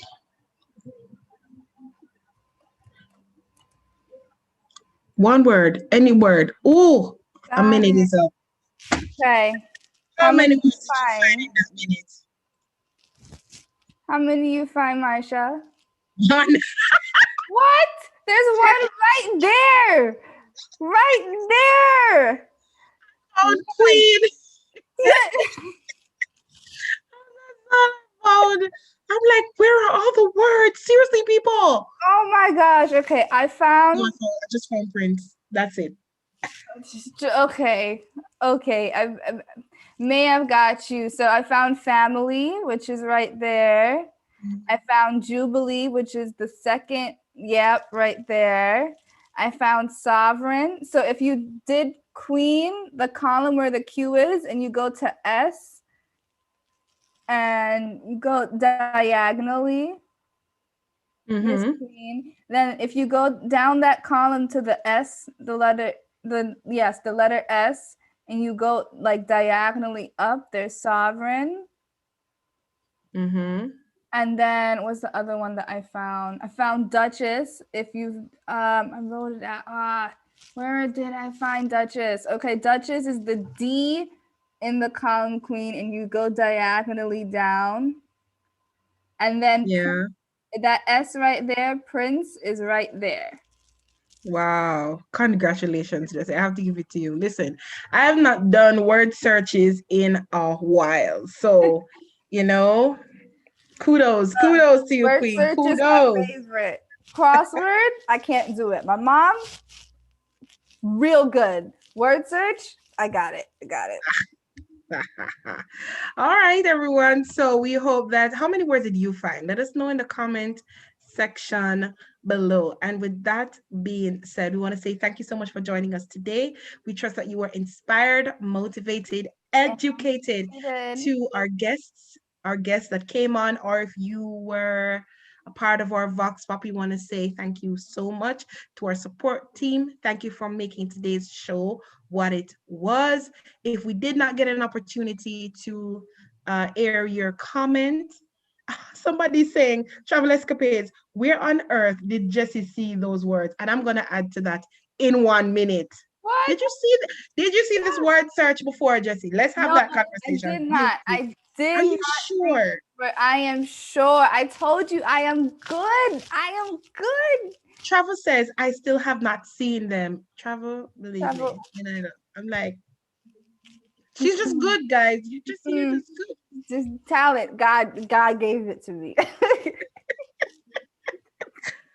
Oh my gosh. So we want you to join us each and every week right here on Weekends with Marsha J and Jesse. Have a wonderful rest of weekend. God bless you.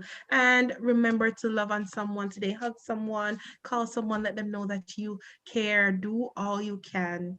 All right. And we will see you next week, same time, same place on Weekends with Marsha J and Jesse at UME Radio. Bye, Bye, guys. See you next